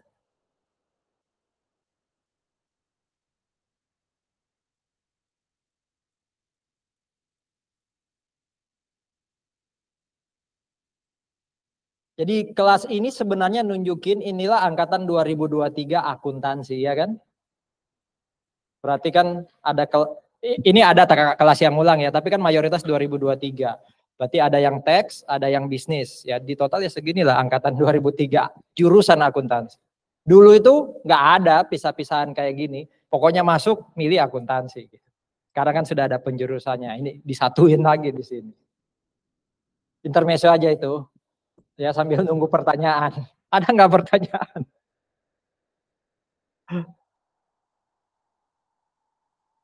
Saya itu selalu ngomong sih. Mau itu kelas apapun, mau AKM kayak mau PA gitu, nggak usah dipisah, udah satu aja gede ada AVT gitu. Tapi tetap aja dipisah-pisah ya, sudahlah nggak apa-apa lah. Kan nggak ada masalah ya, sebanyak ini diajar satu dosen kan nggak masalah ya. Kecuali ditaruhnya di di lantai 3 itu ributnya kedengaran. Kalau di sini saya nggak terlalu terganggu, nggak mau ribut atau apa. Cuma saya lebih jelas lihatnya. Oh ada yang asik main HP, ada yang asik bergosip, ada yang asik tidur ya kan. Nggak apa-apa sih. Selama tidak mengganggu yang lain. Oke, lanjut ya, ilustrasi 3 selesai. Ada topik lain. Topik di sini mengatakan, tadi sebenarnya sudah saya singgung namanya hak opsi untuk apa ini kalau ini? Membeli. Kapan belinya? Kalau lease term selesai. Kalau tadi kan bargain renewal, berarti mau perpanjang. Kalau ini enggak. Ya. Perlakuan akuntansinya nanti akan sama dengan ilustrasi 3. Berarti apa? Cashnya di kredit. Ya. Debitnya apa? Debitnya apa? Kalau beli hak opsi maksudnya, bukan beli aset. Kalau beli aset kan ilustrasi 1 tadi ada ya, equipment to cash 5.000 kan. Tapi kalau beli hak opsi, loss to cash. Sama kayak ilustrasi 3. Kan itu ilustrasi 3. Kan itu berarti kan kita harus berkorban sesuatu untuk aset, makanya kan loss. Atau kalau terlalu tidak begitu nyaman dengan loss ya expense, ya kan? Jadi sama kayak ilustrasi 3. Masuk income statement. Intinya tidak dikapitalisasi.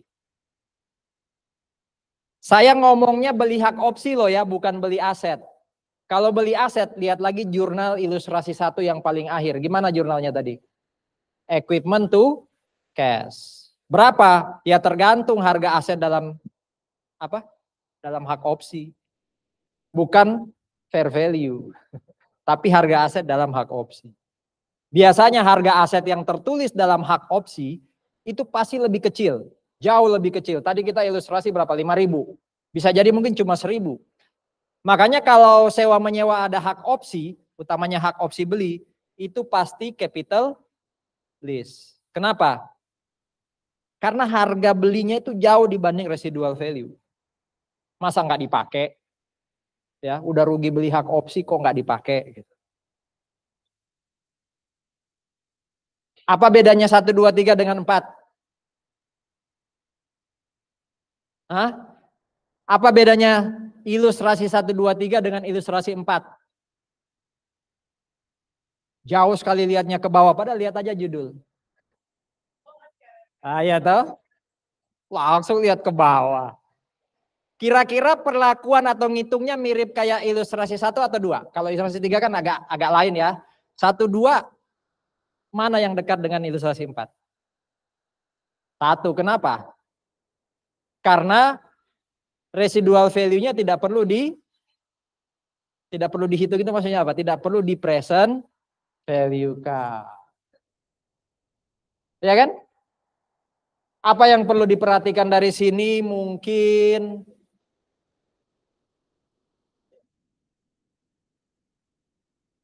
itu aja sih tadi ya, tidak perlu di present value kan sama kayak ilustrasi 1. Jadi unguaranteed pasti nggak di present value kan. Berapapun nanti yang dibayar atau residual value di akhir periode, akhir lease term, nggak pusing kita, kan unguaranteed.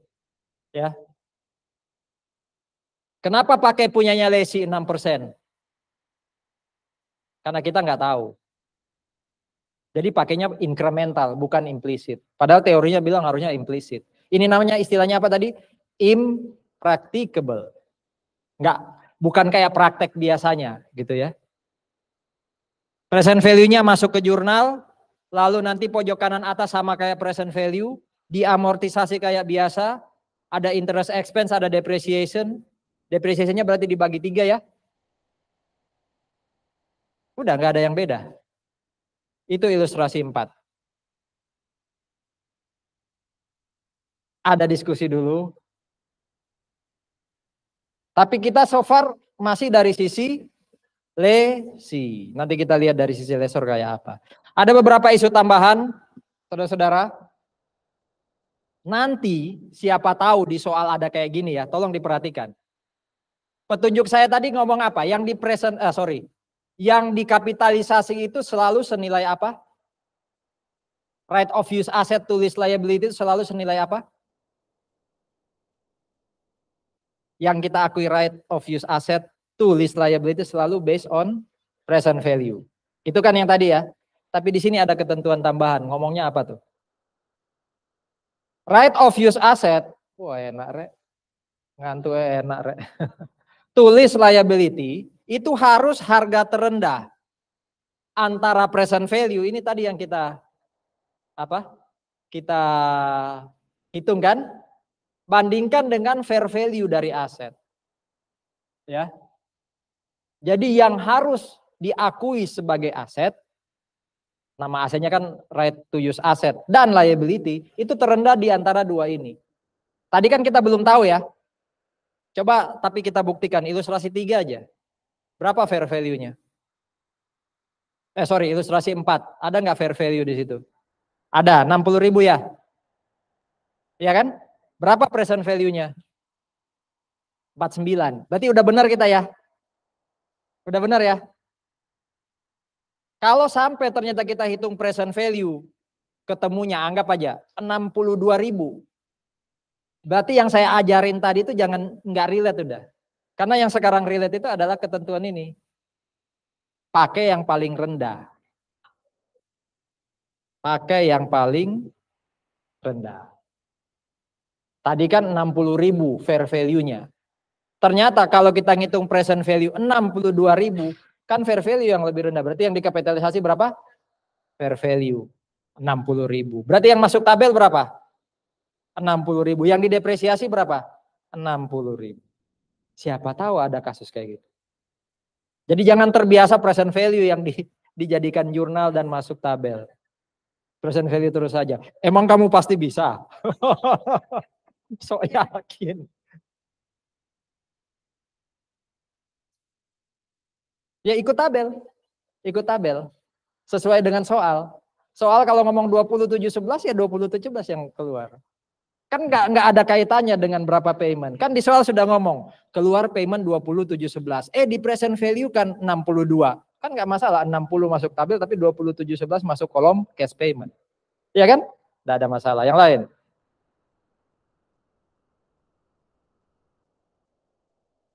Jadi pertanyaannya Stefani itu gini. Pak, kalau present value-nya 62, berarti yang masuk sini kan 60, betul ya? 60 itu apa tadi? Fair value. Berubah nggak cash payment? Nggak berubah cash payment. Tapi yang nanti akan ngaruh apa? Interest sama reduction kan? Kan ininya tetap sesuai soal. Ya, yang lain. Isu yang lain adalah ini. Kalau tadi kita depreciate-nya selama apa? Lease term. Betul? Tapi kalau di soal, dimodifikasi, lalu dikatakan di sini nih. Maksudnya apa ini? Mentransfer kepemilikan, maksudnya apa? Jadi yang berpindah itu bukannya hak tok, tapi juga kalau kayak tanah atau bangunan, sertifikatnya dikasih. Legalnya tadi pertanyaan pertama tadi, legalnya udah dikasih ke lesi saat itu juga. Kalau di soal tadi itu kan yang berpindah hanya hak ya, jadi hanya hak guna, hak pakai. Hak milik tetap di lesor. Kalau ini hak milik pun pindah ke lesi. Kalau itu yang terjadi, penyusutannya tidak pakai lease term tapi useful life. Ya masuk akal lah ya. Kan sudah milik dia ya, ngapain pakai lease term. Oke? Nah, kalau tidak terdapat transfer, ya lease term. Coba lihat dong ilustrasi 1 sampai 1, 2 dan 4 tadi kan tidak ada perpindahan kepemilikan kan? Berarti udah benar kita susutkannya selama lease term.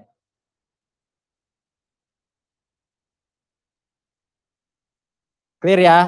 Nah, kalau ternyata leasing kita itu adalah apa? Operating lease karena ada pengecualian 2 di atas, jurnalnya ya ini tok. Nggak ada interest expense, tidak ada depreciation expense. Tidak ada pengakuan apa tadi di awal? Right of use asset to lease liability. Udah 2 ini toh. Di 1 Januari prepaid rent to cash, akhir Desember rent expense to prepaid rent. Kalau ilustrasi 1 berarti angka berapa yang diisi di situ? 27.11. Iya kan? Kalau ilustrasi 4 berapa tadi? 17. Ya kan? Kalau ternyata dia low lease value, low value lease, atau short term lease. Inilah jurnalnya. Jadi memang lebih enak operating. Di mana-mana Kiso and Wagon ini bikin kita susah. Yang dipilih yang susah. Yang capital lease ya kan. Kalau yang pensiun kemarin dia tidak pakai iuran pasti, pakainya manfaat pasti. Karena itu yang susah gitu kan. Oke. Sekarang kita dari sisi lesor. Gimana caranya dia dapat 27,11 tadi ya? Itu yang sekarang mau kita hitung. Tapi sebelum ke lesor silakan loh. Kalau ada yang mau ditanyakan Lesi. Akhir itu maksudnya yang ini tah. Ya tergantung soal. Kalau soalmu itu ilustrasi 1 berarti 27,11. Kalau soalmu itu ilustrasi 4, 17.000 sekian tadi kan. Pembayaran tiap tahun. Tanpa perlu amortisasi, tanpa perlu depresiasi. 2 jurnal ini tok setiap 1 Januari yang kiri, yang kanan setiap 31 Desember. Yang lain pertanyaan?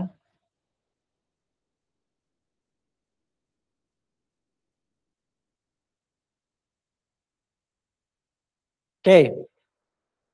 Saudara-saudara, ya. Ya, 31 Desember. Karena kan cuma 12 bulan toh, atau kurang ya kan. Pokoknya paling lama 31 Desember, paling lama. Kan kalau cuma 5 bulan bukan Desember ya. Pertama, karena lesor sudah pasti pakai implicit rate. Itu sudah pasti. Wong lesor, ya kan? Nggak mungkin ada soal lesor pakai 4% dan lesor tidak tahu. Lesor pakai itu dan lesor nggak tahu kan nggak mungkin. Ya kan? Kalau lesi nggak tahu, mungkin. Ini lesor kok nggak tahu punya dia sendiri. Ya. Nah kalau yang pojok kanan atas sih cuma ngomong, ya biasanya bunga yang dikasih, walaupun mungkin implicit rate saya 4%, tapi lesi ini biasanya suka ngemplang, tak kasih bunga 8% umpama ya, bisa aja kayak gitu. Tapi jarang lah di soal ya, di praktek mungkin kayak gitu. Lamanya leasing berarti nanti sama ya, lease term jadi salah satu variabel. Nah ini juga yang penting. Diingat-ingat, kalau dari sisi lessor, mau itu guaranteed atau unguaranteed, pasti masuk dalam penghitungan lease payment. Waktu mau ngitung present value dari sisi lessor, pasti ada residual value. Kalau lesi tadi kan hanya dihitung kalau guaranteed dan probable-nya ternyata lebih rendah. Ya kan? Kalau lessor, ada selalu residual value. Wes gitu aja.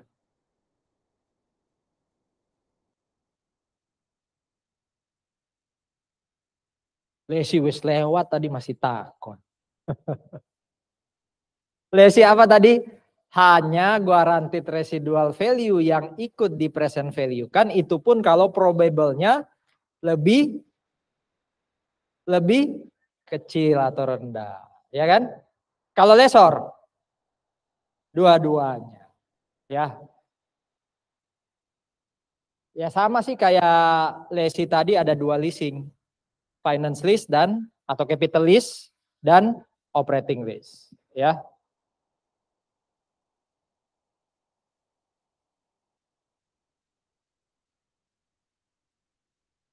Ini hanya sebenarnya gambarnya ada di sini ya. Dari sisi lessor dia mau menentukan itu finance lease atau operating lease itu ikut ini. Ya. Ada nggak perpindahan kepemilikan? Kalau ada pasti finance lease. Tapi kalau nggak ada lihat lagi. Ada hak opsi nggak? Kalau ada, oh itu finance lease. Tapi kalau nggak ada lihat lagi nih. Lease term dibandingkan useful life berapa persen? Ya. Kalau lease term itu mayoritas dibandingkan dengan useful life, maka itu finance lease. Nah, kata-kata mayoritas itu ada petunjuknya di sini. Berapa tuh? 75%. Berarti kalau useful life 10 tahun, minimal harus disewa 8 tahun. Supaya itu jadi finance lease. Karena kalau cuma 7 tahun, ya, maka dia akan no nanti. Ke kanan lagi. Clear ya? Terus, kalau anggap aja, no gitu ya. Lease term-nya ternyata enggak sampai 75%. Lihat lagi berikutnya. Present value payment dibandingkan fair value itu berapa persen? Kalau ternyata 90% atau lebih, itu yes, berarti finance lease. Ya, tapi kalau kurang dari 90%, no, berarti ke kanan lagi. Ya. Kalau ini juga no, itu operating. Tapi kalau ini yes, itu finance lease. Ya kesimpulannya salah satu dari ini terpenuhi, itu finance lease. Apa itu kotak terakhir? Kira-kira kalau diartikan apa itu? Ya, alternative use of asset kira-kira maksudnya apa? Kalau lease term selesai, kan lagi disewa nih sama lesi. Apakah lessor akan pakai atau enggak? Gampangannya kayak gitu. Ada nggak kemungkinan lessor mau pakai aset yang saat ini dia sewain ke lesi? Kalau ada, ya finance lease. Ya, tapi kalau nggak ada itu operating lease. Sorry, bukan lessornya ya, lesinya. Ada nggak kemungkinan lesi itu akan menggunakan aset nanti? Ya, jadi selain untuk transaksi sewa, ada nggak kemungkinan dia mau pakai aset itu? Ya, kalau ada alternatif berarti finance. Jadi ini dari sisi lesi ya. Alternative use of asetnya itu dari sisi lesi. Ya gampangannya sekali lagi salah satu aja terpenuhi, sekali lagi finance lease. Kalau semua nggak terpenuhi, operating lease. Lease payment tadi sudah ada. Yang pasti untuk lessor ada penekanan di sini. Mau unguaranteed atau guaranteed, residual value selalu masuk dalam lease payment. Discount rate-nya pakai apa tadi istilahnya? Implicit. Ya.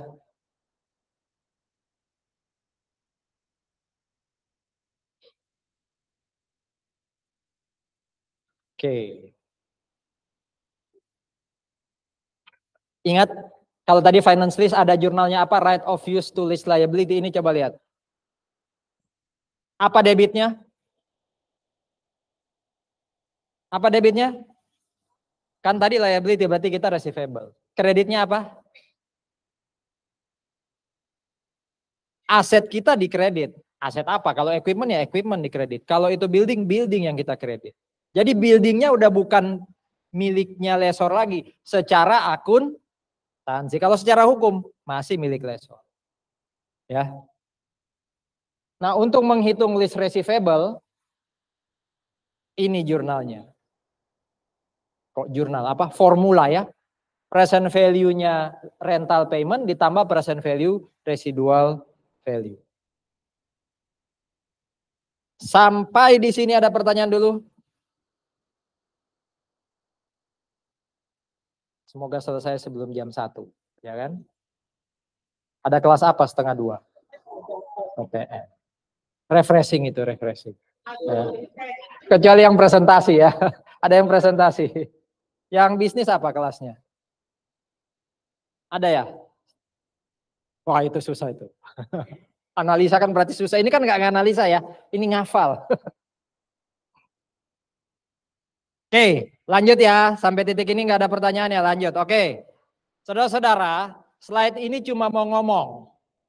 Sebenarnya tadi kalau mengatakan lessor itu cuma punya 2 tipe leasing kayak lesi. Ini kata-katanya cuma 2 ya. Apa satu? Finance lease atau capital lease. 2 apa? Operating. Maka di sini ada tambahan.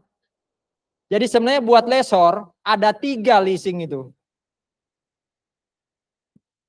Apa aja itu?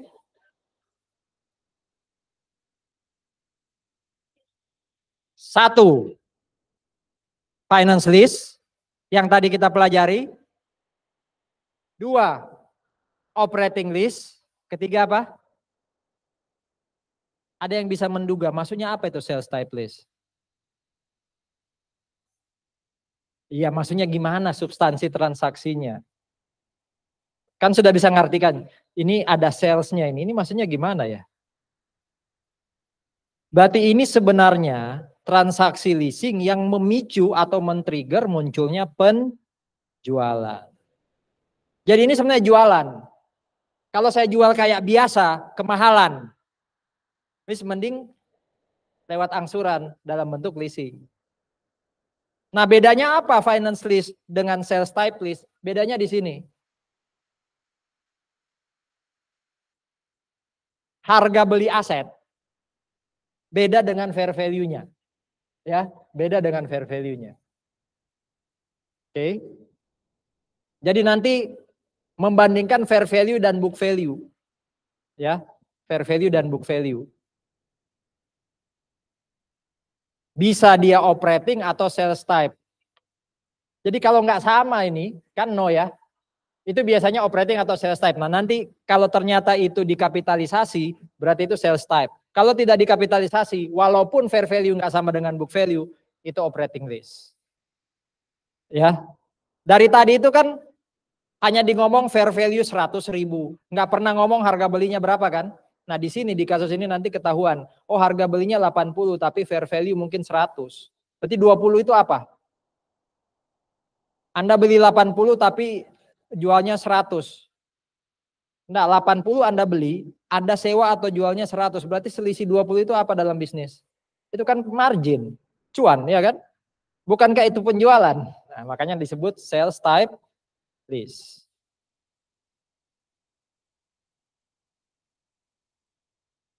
Kita lihat.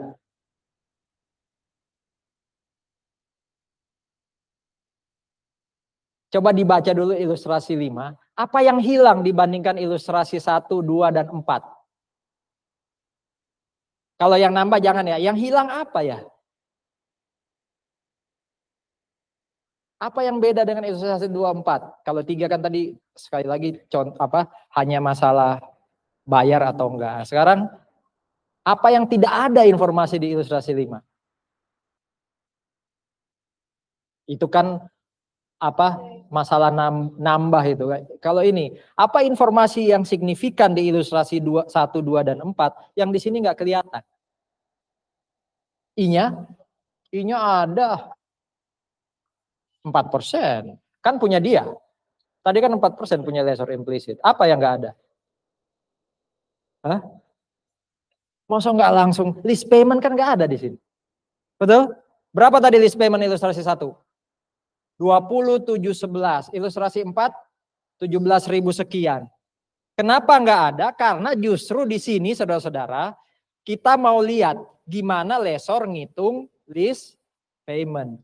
Jadi sebenarnya cerita yang benar itu harusnya ini dulu. Iya kan?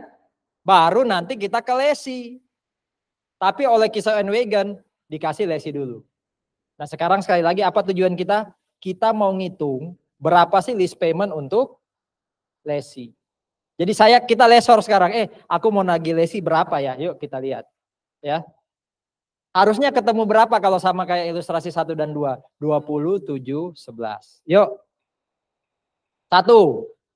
Yang harus dihitung adalah residual value. Residual value itu single sum. I 4%, N 5. Ketemu 4109. Clear?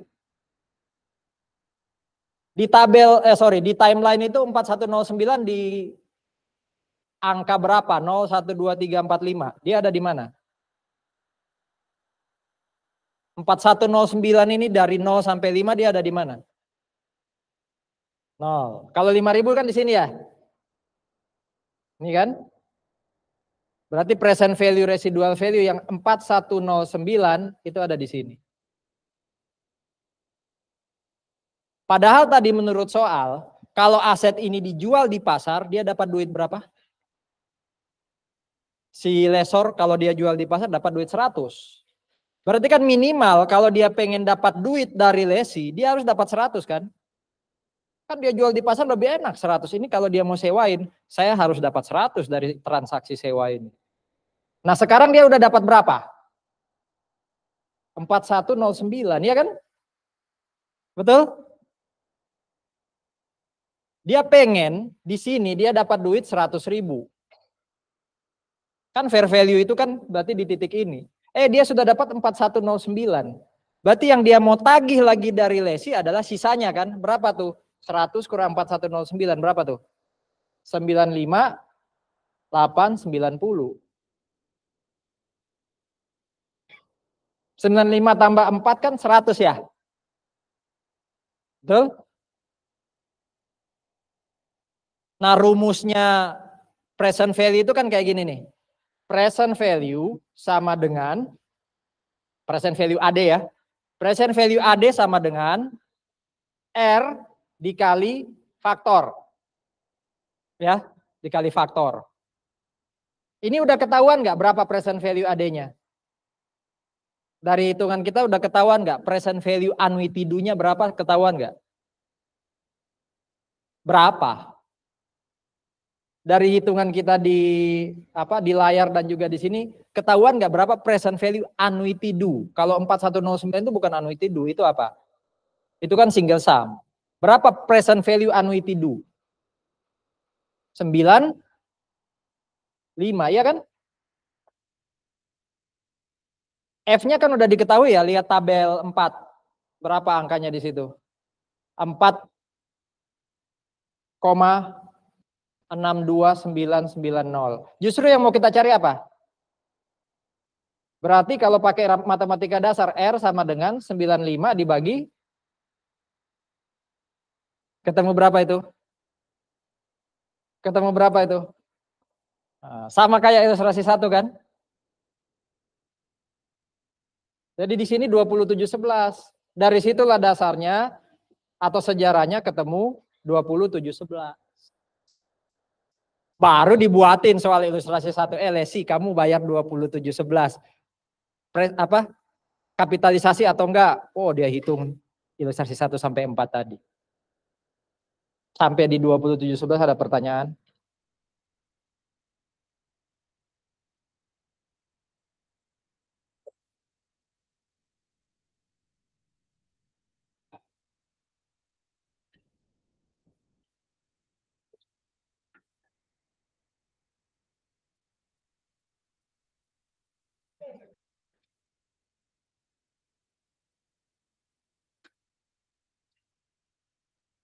Oke. Kita masih karena lesor ya. Kita kemudian bikin jurnal. Tadi apa debitnya? Kalau lesor? Kreditnya apa? Nama asetnya yang disewain ya kan? Tapi karena ini penjualan, karena ini sales type list. Kok tahu ini sales type list?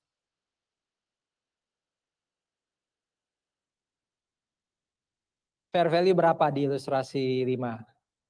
100. Book value-nya berapa? Atau cost-nya? Berapa? 85.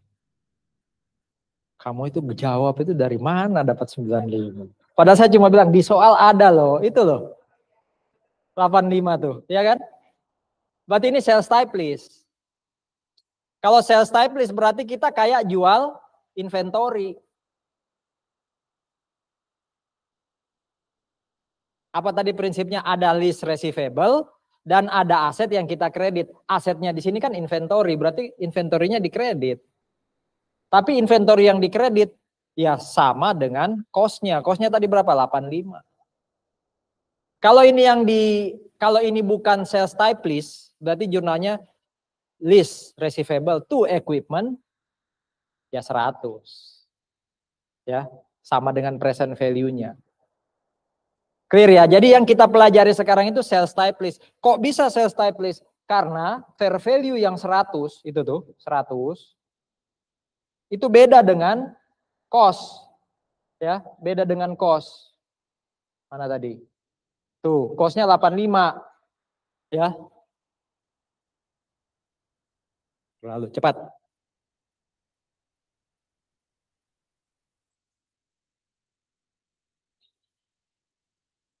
Mana tadi?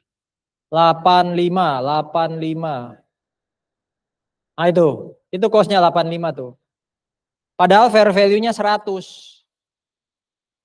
Nah, berarti ini sales type list. Kalau sales type list, berarti waktu aset ini dilepas ya kayak jual inventory. Tapi kalau bukan sales type list, finance list ya, berarti list receivable to equipment nilainya sama, yaitu 100.000. Clear?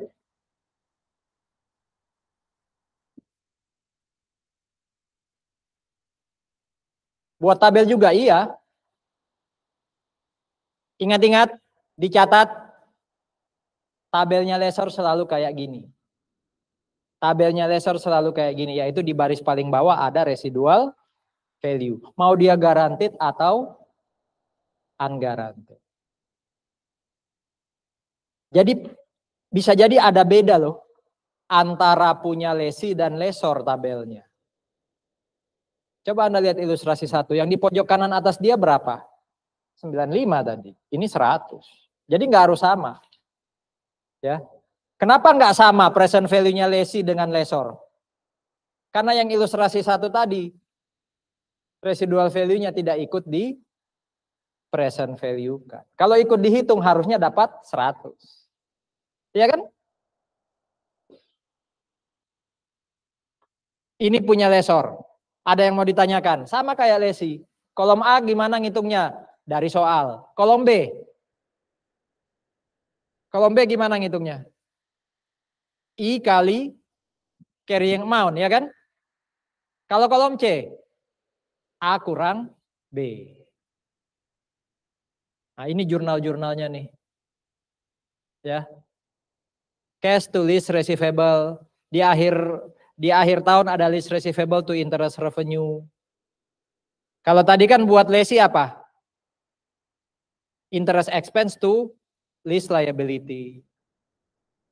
Bedanya kalau lessor tidak ada depreciation expense. Karena yang menyusutkan siapa? Lessee. Ya. Jadi kalaupun yang dijual ini equipment, bukan inventory, tetap tidak ada depreciation. Ini penyajiannya di laporan keuangan. Ada yang mau ditanyakan?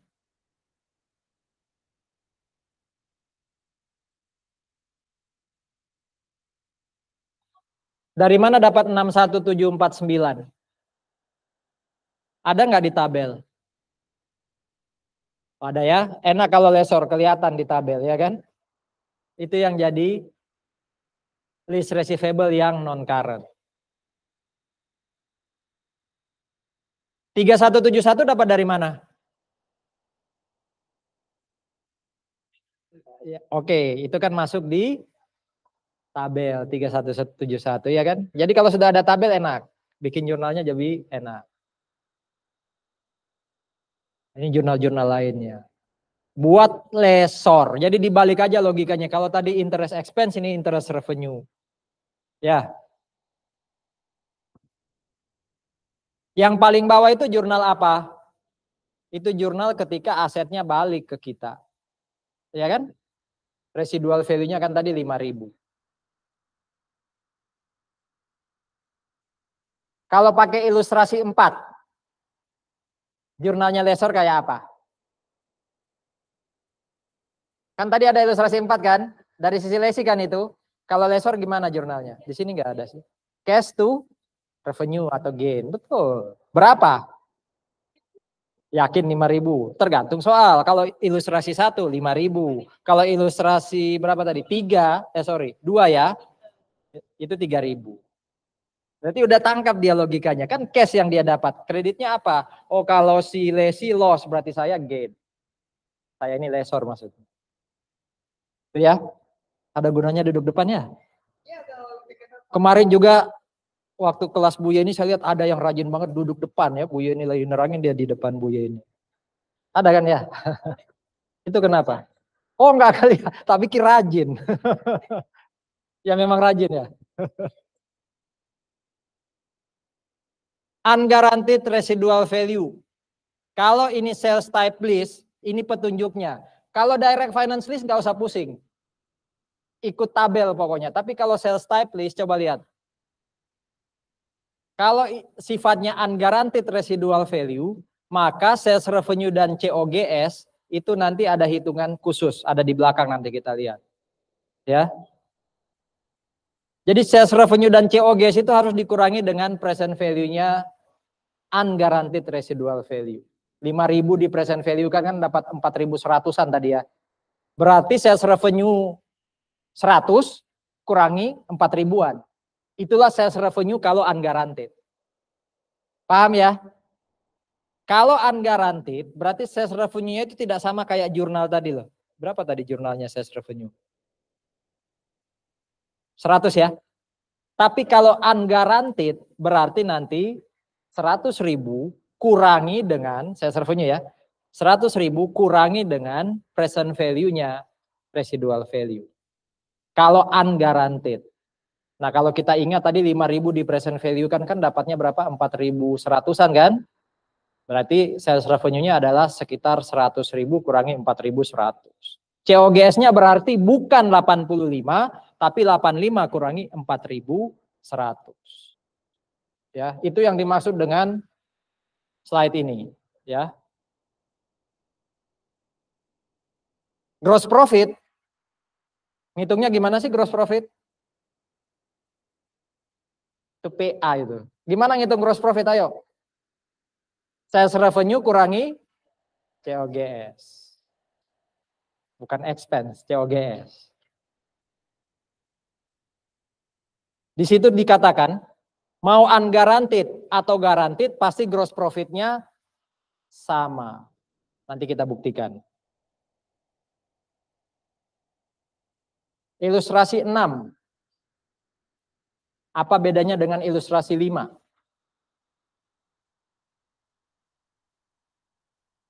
Tetap sales type list. Oh, ini hanya untuk memperlihatkan tuh. List receivable-nya 100.000. Kalau unguaranteed sama, list receivable-nya 100.000. Berarti jurnalnya apa tadi? List receivable to apa? Sales revenue adalah 100.000. Tapi di sini kalau unguaranteed, sales price-nya itu bukan 100.000 tapi 100 kurangi 4.100. COGS kalau yang guaranteed itu 85.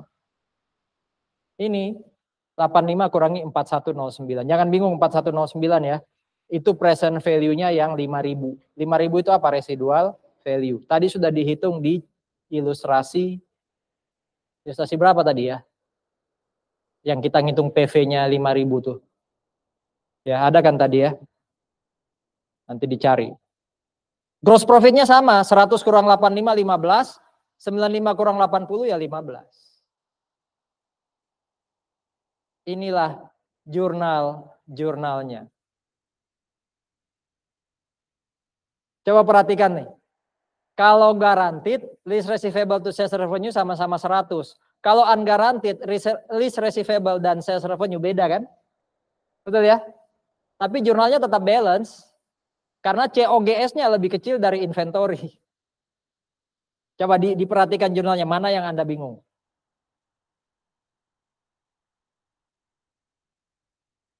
Ini kalau sales type list. Kalau bukan sales type list, udah list receivable tuh apa tadi di kredit?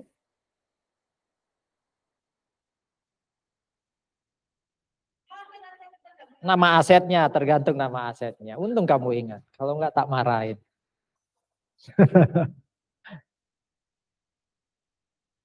Kira-kira ada bedanya enggak guaranteed dan unguaranteed kalau bukan sales type list?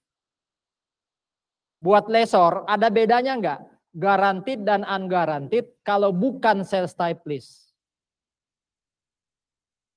Ayo. Apa bedanya? Di mana bedanya? Ini kan sales type list. Antara guaranteed dan unguaranteed ada bedanya. Kalau anggap aja fair value 100, cost 100. Berarti kan bukan sales type list ya. Ada beda nggak antara guaranteed dan unguaranteed? Catat dan ingat-ingat, tidak ada bedanya. Bedanya nanti hanya di kalau ternyata di akhir periode nilai di pasar lebih rendah. Ya kan yang tadi dijawab sama Velin itu loh. Dapat cash tuh apa di kredit tadi? Gain. Itu aja bedanya. Ya.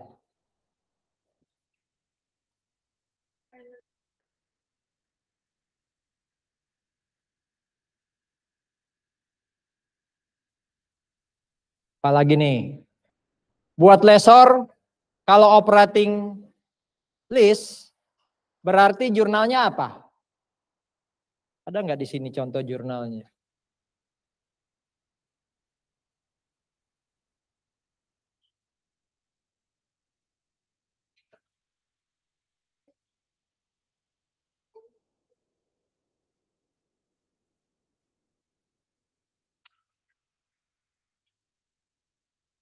Itu tuh jurnalnya. Kalau lesi tadi kan apa? Prepaid expense to cash. Kalau ini cash to unearned di mas. Ya. Kedinginan ya. Ini jurnalnya. XX itu maksudnya listemnya berapa tahun. Kalau listemnya 22, 23, 24 berarti itu setiap 2022, 23 dan 24 jurnalnya kayak gitu. Operating. Jadi yang saya beri highlight di tahun itu ya kalau listem 3 tahun ya berarti 2022, 2023, 24 jurnalnya kayak gini terus.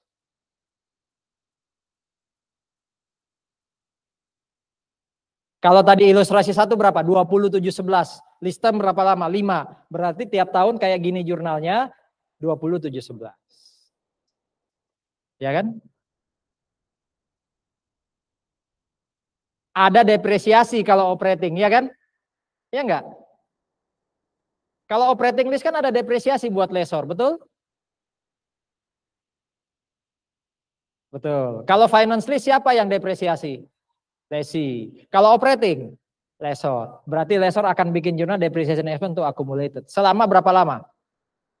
Tergantung apa? Iya, apa? Angka apa di soal? Kita lessor loh.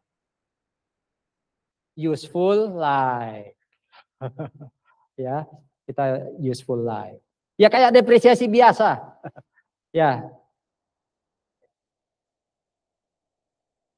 Oke, naik gitu ya. Sekarang agak turun ya. Sekarang sudah nggak ada jurnal-jurnal, tinggal pengetahuan tambahan, tapi tetap dimungkinkan ditanyakan. Oke, 1 ada namanya executory cost. Kalau yang disewa itu tanah dan bangunan, ada pajak apa tuh tiap tahun yang dibayar? PBB. PBB itu dibayar ke pemerintah harusnya ya.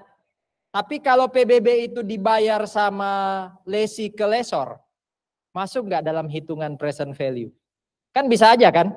Kan nama yang tertera di dalam surat pajak itu SPPT itu kan namanya lessor. Kan bisa aja lesi nyetor dulu ke lessor, nanti lessor yang bayar ke pemerintah, betul ya?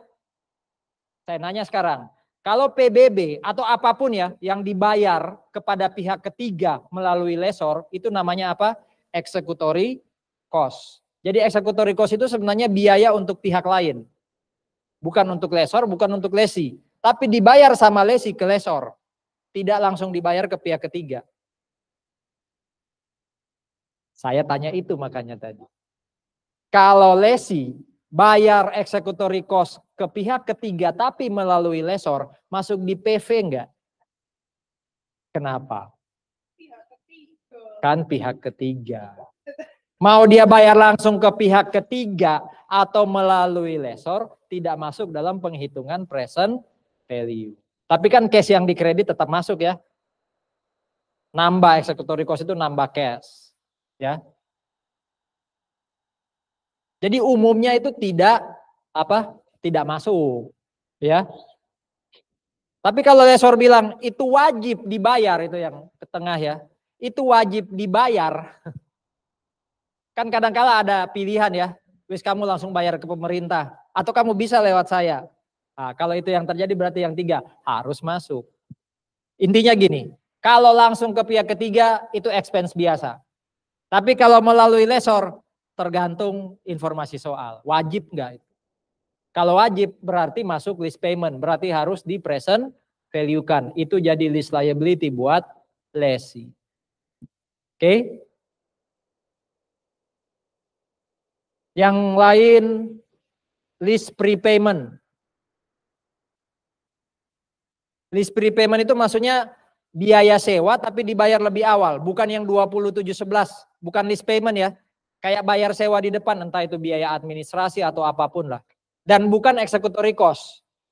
Karena ingat, executory cost ini kepada pihak ketiga. Kalau ini pasti jadi haknya lessor. Apa katanya di situ? Kalau ada list prepayment, maka right of use asset harus nambah. Ya. Pokoknya kalau ada bayaran kepada lessor, itu pasti nambah right of use asset. Selama itu dalam tanda kutip haknya lessor. Tapi kalau haknya pihak ketiga yang berlaku ini. Ya. Dimungkinkan nggak lessor kasih diskon? Ya, dimungkinkan tapi kan. Kalau itu yang terjadi itu namanya insentif. Apa katanya di situ? Biasanya kan lesi bayar ke lesor, sekarang lesor kasih duit ke lesi. Berarti apa tuh? Mengurangi right of use asset. Ya, ngurangin right of use asset.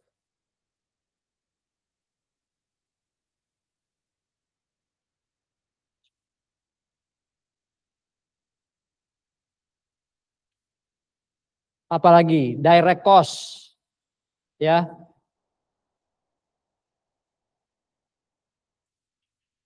Apa perlakuannya buat lesi itu?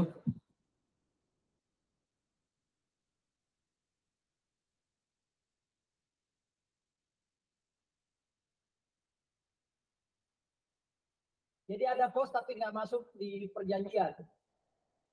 Ya. Bayar broker, bayar biaya administrasi tambahan, ya. Bukan yang ini ya, ini beda lagi ya. Ini pembayaran awal, kayak uang tanda jadi contohnya ya kan. Kalau ini tiba-tiba keluar biaya tambahan. Itu yang disebut direct cost. Lesi harus ngapain katanya? Right of use asset nambah, tapi lease liability tetap hitungannya pakai present value. Ya. Kreditnya ya bisa cash, bisa liability yang lain, tapi bukan lease liability. Debitnya adalah right of use asset. Kalau ada initial direct cost. Kalau buat lessor,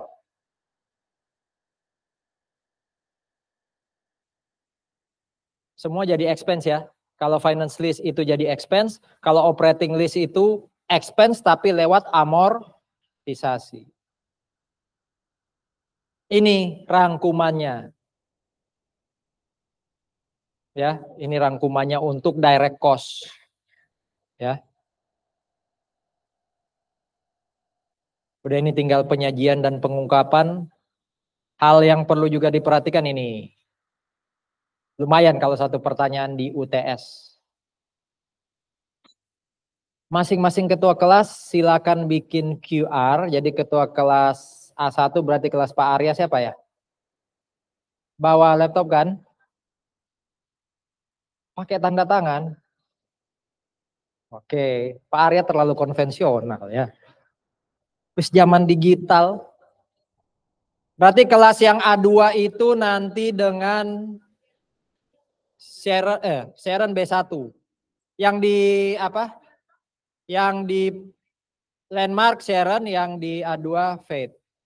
Karena saya kalau tampilin kan hanya satu kelas. Jadi ke laptop masing-masing ya. Kalau yang kelas Pak Arya monggo, silakan tanda tangan. Terima kasih. Kuisnya besok pagi ya. Dikumpulinya untuk kelas Landmark dan yang hari ini tuh malamnya 2359 ya.